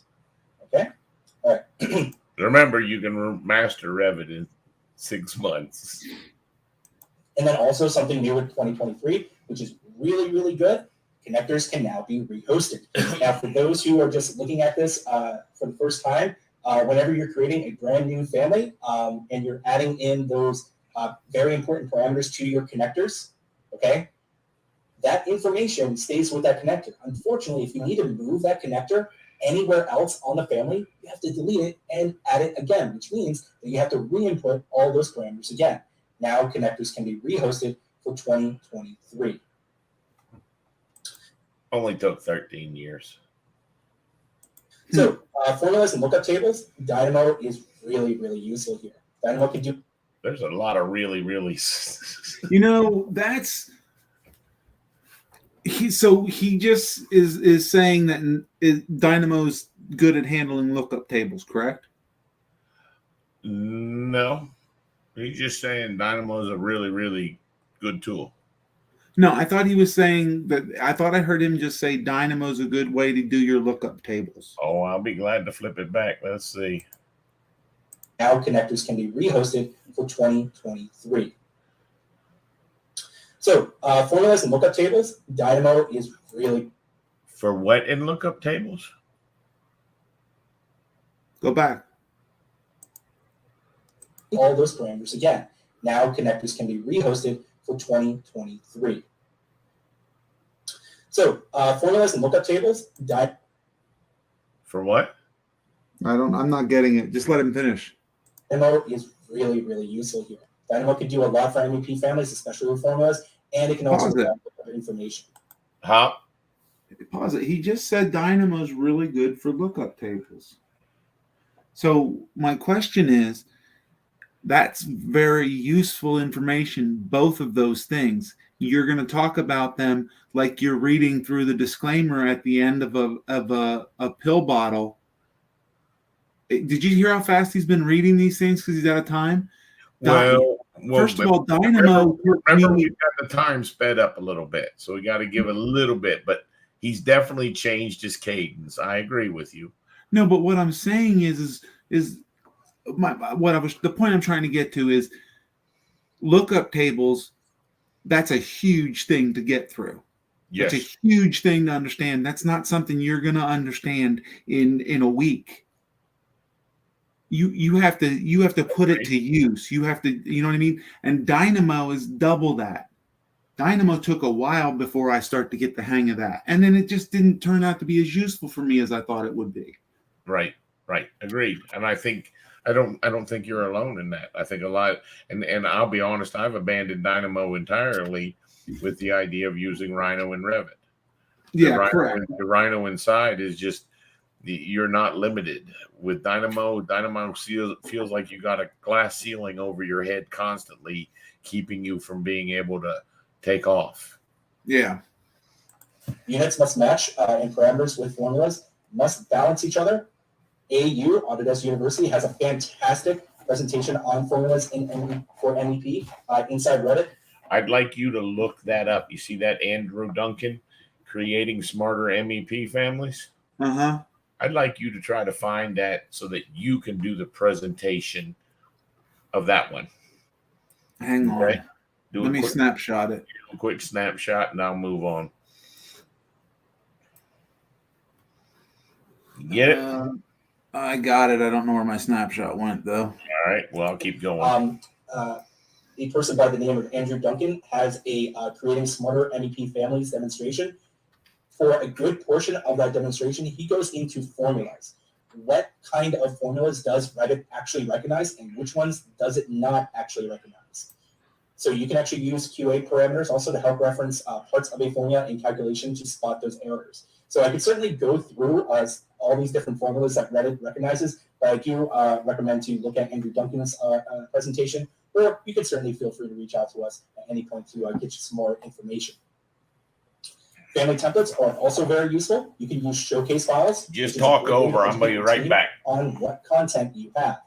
A showcase file would be a Revit file, okay, that just contains a 3D view of all of your different kinds of components. Now, if you're a true MEP firm, right, you can have a view for all your mechanical stuff, all your electrical stuff, and all your plumbing stuff. Has different views, right? But if you're just an electrical firm or a mechanical firm or what have you, you can just create different showcase files that show different kinds of components. But the reason why I say this is because this is really useful for someone like an engineer to go in, someone who's brand new to the company, and just see what content was created so that we can use it for a project when we need it.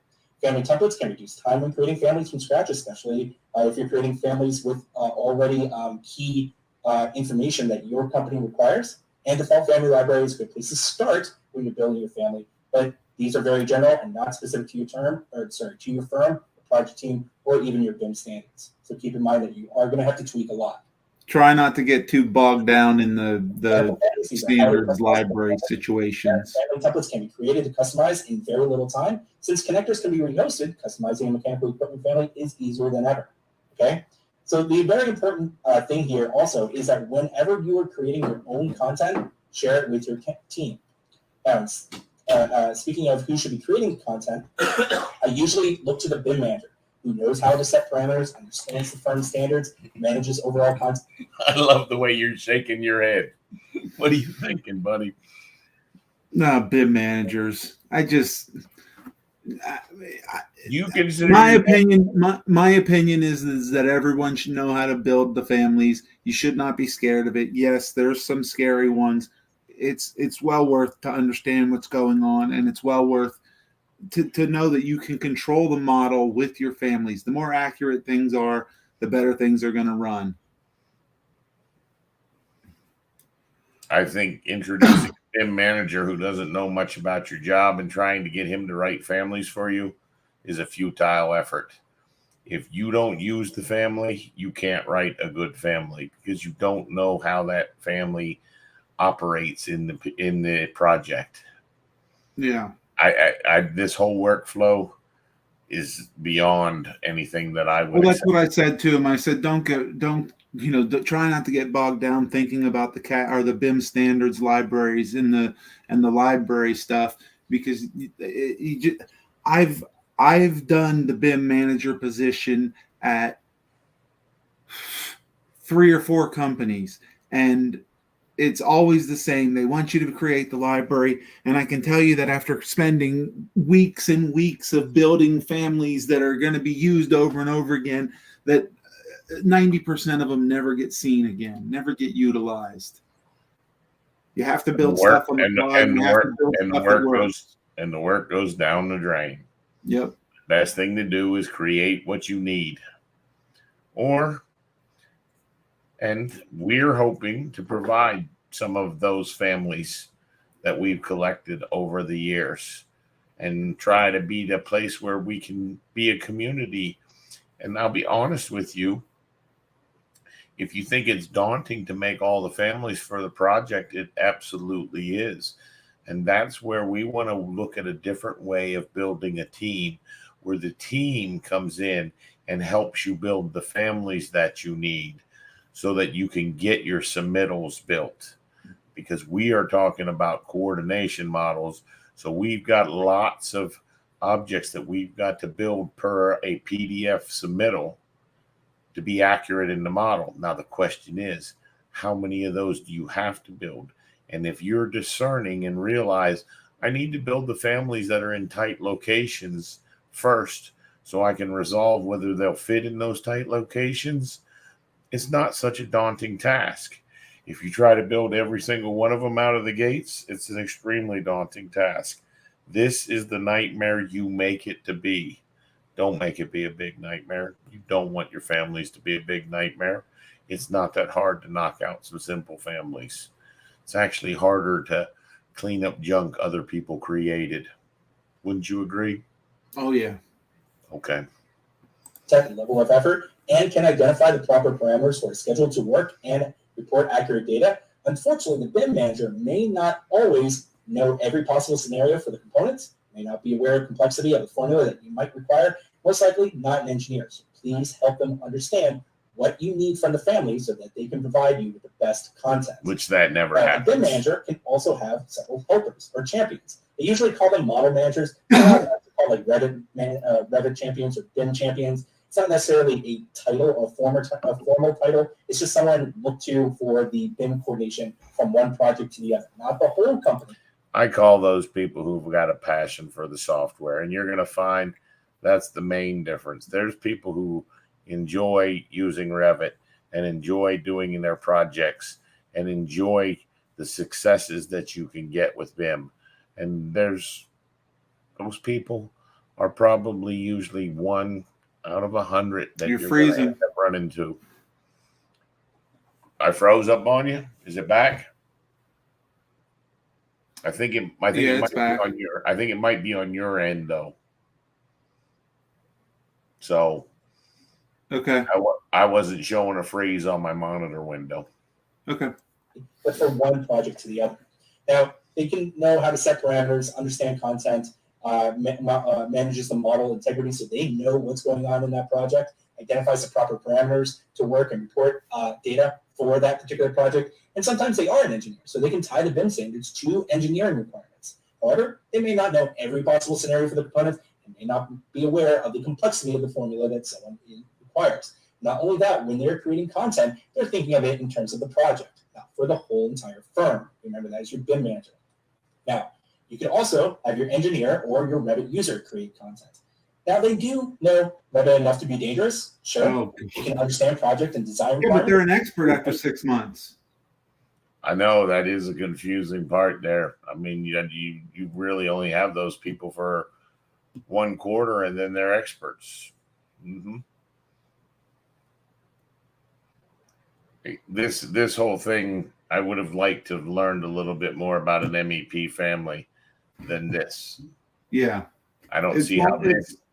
It's almost like he's doing the BIM intake paperwork. You know what I mean? It's like he's doing the sales of the software. Hopefully, they have all the data sheets that they need for the particular components that they're wanting to create. It's a great source of information to make better content. These also can be your Revit champions, but they may not be aware of BIM standards for the firm, does not have the same tasks as a model manager or BIM manager, and doesn't have the training that a model manager or BIM manager has. So help them when they want to create their own families, or if you find yourself as a user creating multiple families for yourself, look to other people or look to your BIM manager as the one that should be managing that. Okay, so keep Pause. that. So, a couple of things. Sure. Ironically, the fact that they don't know the BIM standards of the company is probably a better reason to go to them, because you're going to get better of what you need when they're not trying to straggle with putting the company's name at the first part of the family name. Agreed. To keep in mind for tips and tricks. Multiple electrical loads. You can have multiple electrical loads exist inside a electrical family, such as a junction box, okay, things like that. Now, you can use symbolic lines versus detail lines. So what's a symbolic line? A symbolic line is going to be annotated, meaning that it's going to scale with the view. Detail lines are really good for things that I want to provide a symbol of, but I want that symbol to always represent real measurement or real. Why he didn't have any graphical backup for any of these tips and tricks. They're not really tips and tricks. Life installation measurement, meaning if I want a 2x4 light fixture, okay, instead of just relying on the modeling to show me what that looks like on the Revit, I will create a detail component.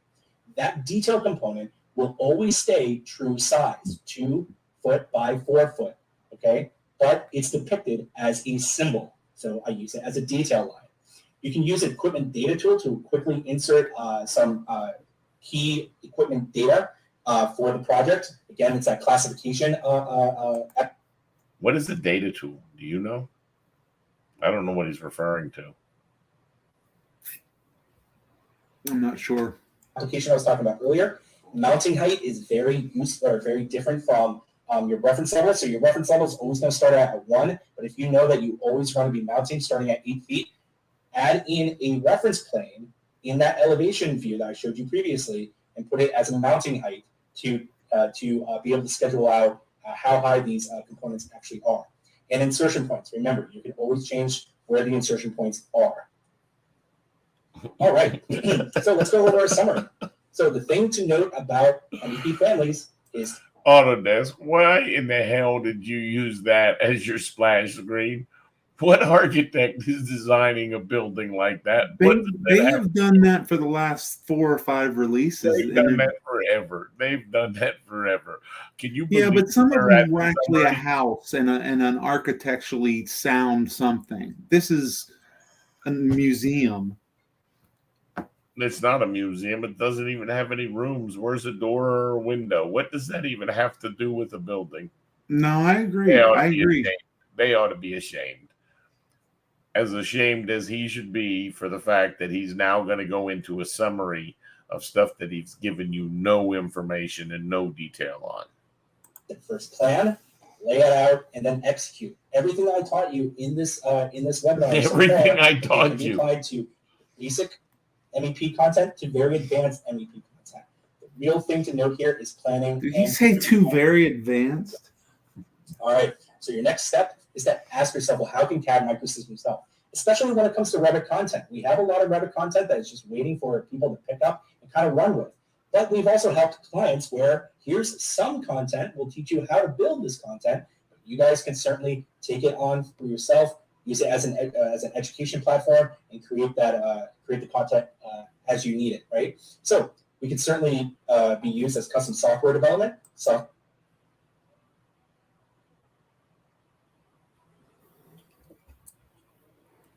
What? I'm not impressed. Not impressed. software implementation, custom group training, which can include how to build these families, right? But the software implementation, part of that is how we can create the content for you and your firm. This is one of those stupid ass business plans So that also- some HR person threw I'm together. sorry. Say it again. This is just one of those stupid ass business plans that some HR person threw together, and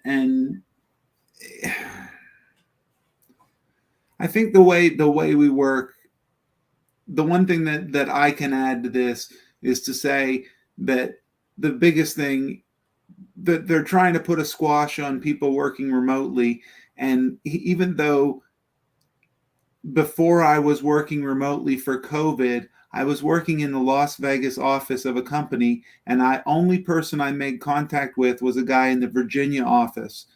And that was, to me, was working remotely, but I was having to drive to an office. And now that I can work whatever hours I need to work, I can get stuff done, and it doesn't have to interfere with everything. It's just, you can't pigeonhole everyone to do the same thing. You have to learn to be flexible. And that's where this kind of stuff is bullshit. It's just, Let it you fly. don't need Let it fly. more From what I- quotes.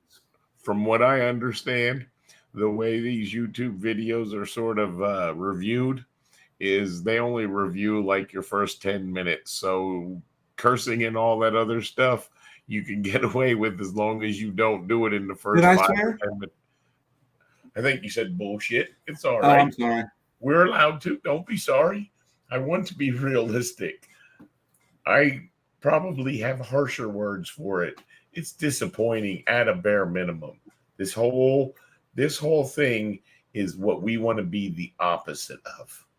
All right. So hopefully in our next web stream, I think what we should do is show people some of the concepts that he was talking about. Show them how the connectors are. Talk about how they work and how they don't work and what their importance is and what they do and what they don't do. What we do understand and what we don't understand. Because as we've said from the very beginning of this webcast, neither one of us feel like we're really mastered or experts at this software. And I will tell you, I don't believe that the person giving this webinar was an expert either. And I know he was pressed to get it in 1 hour. I question why the hell do you need to have it in 1 hour? It's a webinar. Take the time that it takes. Show what you're trying to show. Either do it or don't.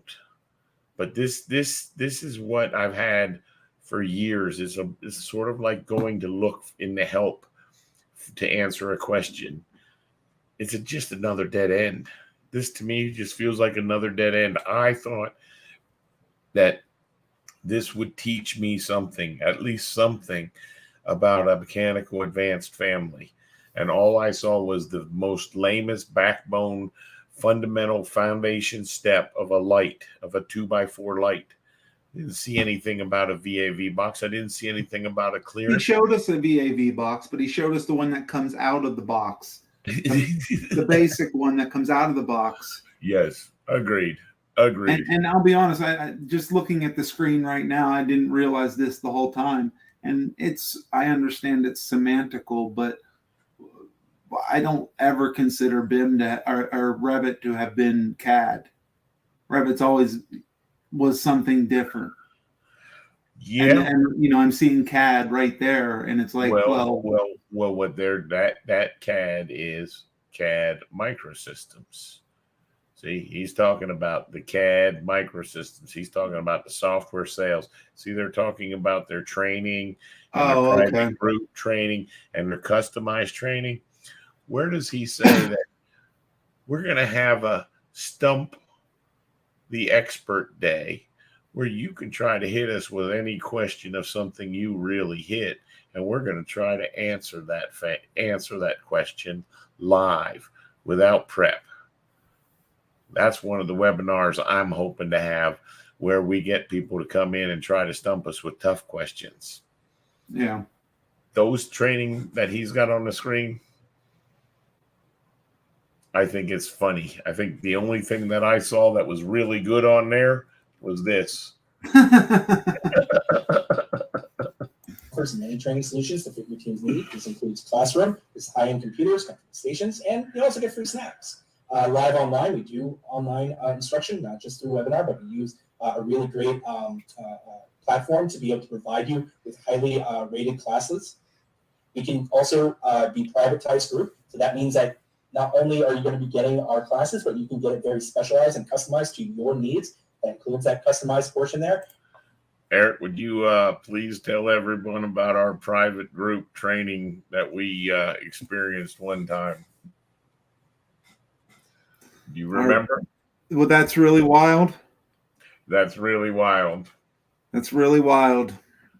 Yeah, that was his answer. We had a list of questions, and the answer we got to probably 90% of the questions. Well, that's really wild. We'll have to look into that. And then the best part was he took us to lunch, because it was even better than free snacks. He took us to a nice place where we had a nice steak. And then he never called us again. No, his boss, the salesman, came and said he had to go to another training, so he wasn't going to come back to our office that day, and we never heard from him again. But we did receive a $10,000 invoice, which I quickly told accounting not to approve. And there's also on-demand. CAD Community provides 24/7 access to get that kind of content. All right, so at the end of this, let's stay in touch. You can always contact me with me at events@cadmicrosystems.com. You can also connect with me via LinkedIn, CAD Microsystems for Facebook, @CAD for Twitter, and you can always catch us on YouTube as well. So I would like to thank you for taking your time today to spend it a little bit with me. If you have any questions or anything that you need us to kind of go over again when it comes to family creation, or anything that you kind of want to talk with us about, certainly feel free to contact us. Thank you again, and have a wonderful day. So, little lackluster, no? Yeah, I mean, if I were going to watch that trying to learn anything about advanced families, because I knew how to make basic families, I would have turned it off at the light. I would tend to agree. I want to show you something. So he said that you had to draw things upside down. Remember that? Mm-hmm. That you had the lights, you needed to draw them upside down. Here's something I wanted to show you. So if I take and I put a reference plane in, and the moral of this story is what I just did. For years, I didn't understand that there was two ways to do what I just did. What I did was this. The other way to do it is this. Anybody see the difference in what I just did? It was the direction I drew that reference plane. So if I then name this reference plane, and I'm going to name it E for Eric, since he was nice enough to join me, and I take this thing and I say edit its work plane, and I put that on That's on the other screen. On a plane named E, what you're going to see is it moves up there. Now, here's why I say there's a difference in how you draw that reference plane. If you draw it left to right, that's different than if you draw it right to left. And what happened is now, if you draw that object, you would find it would be going in the opposite direction. So the Yeah, but that seems like that might be, is that intentional that it flips it? It is. It is absolutely intentional. It's absolutely intentional. Okay. See, so if I'm now in this view and I create an extrusion, but before I do, I set the work plane to be E, and I draw that box. Now I believe what will happen is if I invert these, it's still not doing exactly what I was expecting. Let's try it in the front view. So if we're in the front view, actually, that one's pinned, so I don't want to do it to that one. So I'm going to create a new reference plane. And I'm going to say this is my front plane, which if I was giving someone an advanced class, I would show them, if you're going to make that be the front plane, down here where it says is reference, weak reference, you should really be telling it that is the front of my object. Okay? So that now if I come to this front plane and I create an extrusion, I'm going to do a circle here so things don't get too complex. And I'm going to set that work plane to be the front. You lost your circle. I did lose my circle.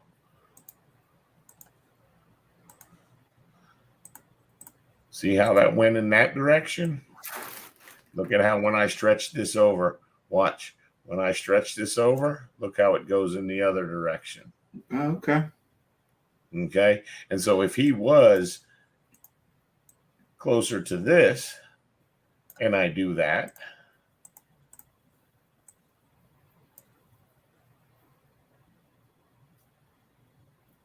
You thought it would flip about the middle? I did. You're exactly right. That's exactly what I thought. But it does have an effect onto whether it's a positive number or a negative number. Now, I got you. We've gone for quite a while now. We're almost at 2 hours. I appreciate you giving me that time. Use that on your project tomorrow. But I would like to see if you can share your screen with me. Do you think you can figure that out? You have to probably go to that StreamYard, and it's down at the bottom where it says Leave Studio. There's a present button with a present screen with a little plus in it. Present slides, prevent video files, share screen. There you go. Share your screen with me. Screen sharing works best on a good computer. So does everything else. Playing a video game on a good computer. Select tab to share window, entire screen. Don't show any private data. Like your credit card numbers. So what that did is that gave it for me. I now see it, and I can now click that to add that to the stream. So do you see what this does? Is this now allows me to have you, and then me, and then you, and then me. Nice. Okay, you see where we can go with this? We should be able to do a hell of a lot more educational videos than are being done right now.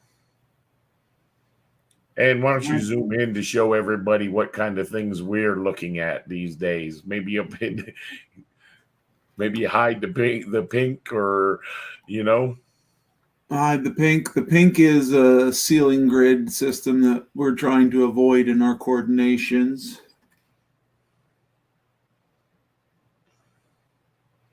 Actually, this view is going to be limited because it's only showing the stuff that's going through that grid right now. So we're trying to clear these. Why don't you pop up a quick 3D view in that big view? Go to the big view and just hit the 3D button. Oh, I got you.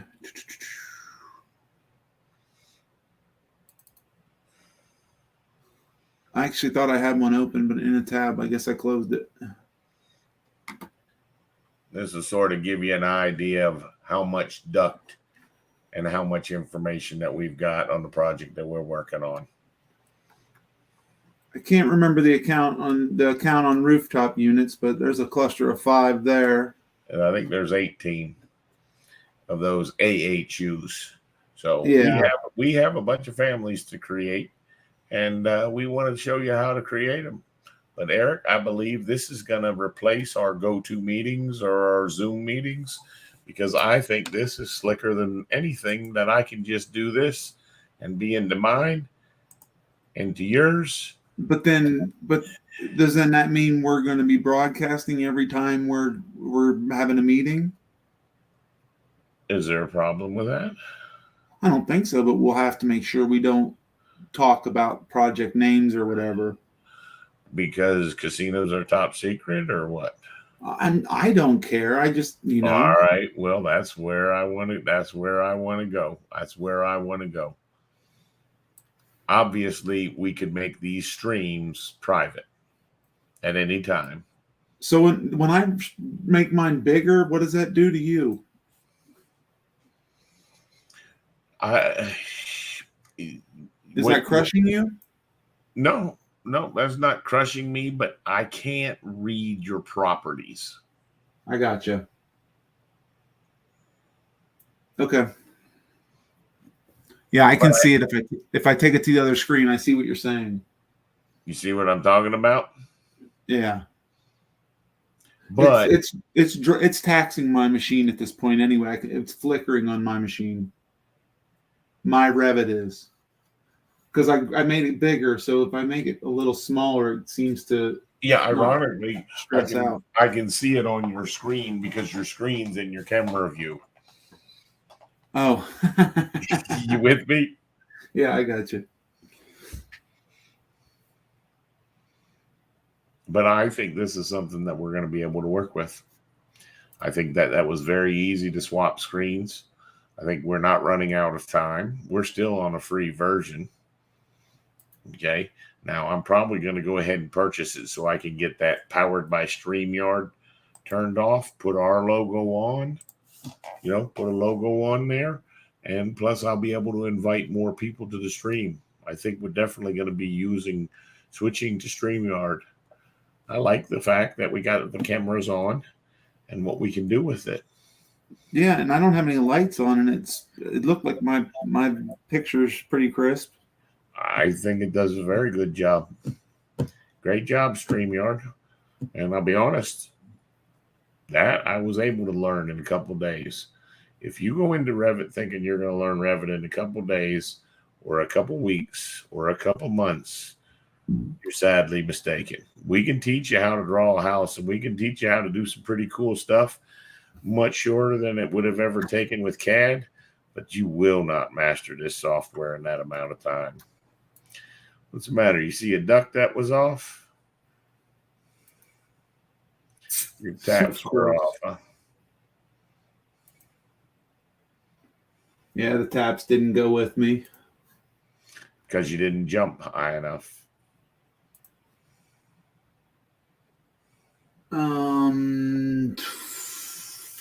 Middle copy.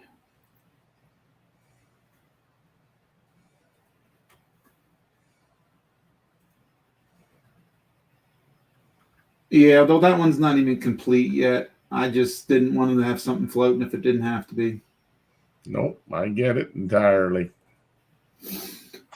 All right. I think you're probably going to end up finding that you'll align that with the bottom of the duct, because that's probably one of those ones where those actual little outlets are probably smashed up against some structure. You are probably most likely right. Go ahead and select them and type in XX and show everybody how that looks, how we do this little coordination thing. I'm clicking on the video of it. I did the same thing. Okay, now I gotta go here. I don't have to go there. Ironically, you could have stayed on the other view and just typed in XX and it would have brought that view to the front. Did you know that? Yeah, I did know that. You are correct. Maybe that's why they were down so low. But remember, what looks like a solid web there, those are open web joists. But unfortunately, our structural engineer doesn't draw webs. I got you. There's a couple with webs, but that's it. Just the first bay has its web in. Well, I'm working up this side now. I got this whole corner cleared up. Well, that's good. That's good. That's an important corner to be getting cleared up. I want to try and get this by morning. And the ones over here were ones that were steel Not really crushed. feasible. Not really feasible, right? Yeah, so they're not turned off yet. Obviously, they still show up in there. Well, I appreciate you joining me. I feel much better now because I think this is a viable software. I think we're going to be able to do some stuff with this. Okay. I would like to be working at the 4K. I'm absolutely with you. But you can see that's a lot of data to transmit. Yeah. Right? You said it was starting to drag on your system. Yeah. So we won't work our entire day on this, but were you sharing the tab? Were you sharing the actual window, the Revit window? Yeah, just Revit. Yep. See, now I've got it in the other, but I still am getting flicker on my 3D view. And I'll tell you what I end up doing is I share the whole screen and I share my laptop screen because that's at 1024.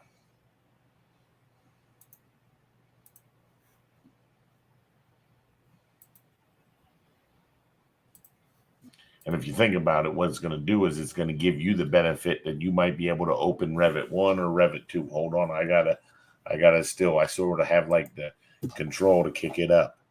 Yeah, now I'm not flickering. Now I'm not flickering. And now if you drag the PDF over there to show me, hey, Brian, this is what I'm looking at this submittal, I'd be able to see anything that's on that screen. Okay. Does that make sense? And I will tell you, I need to test this theory because I've only seen it happen once so far.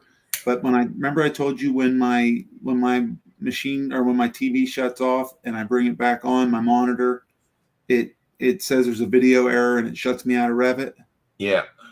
Well, I let the machine fall asleep since I got the license paid for, and this time it didn't give me the error.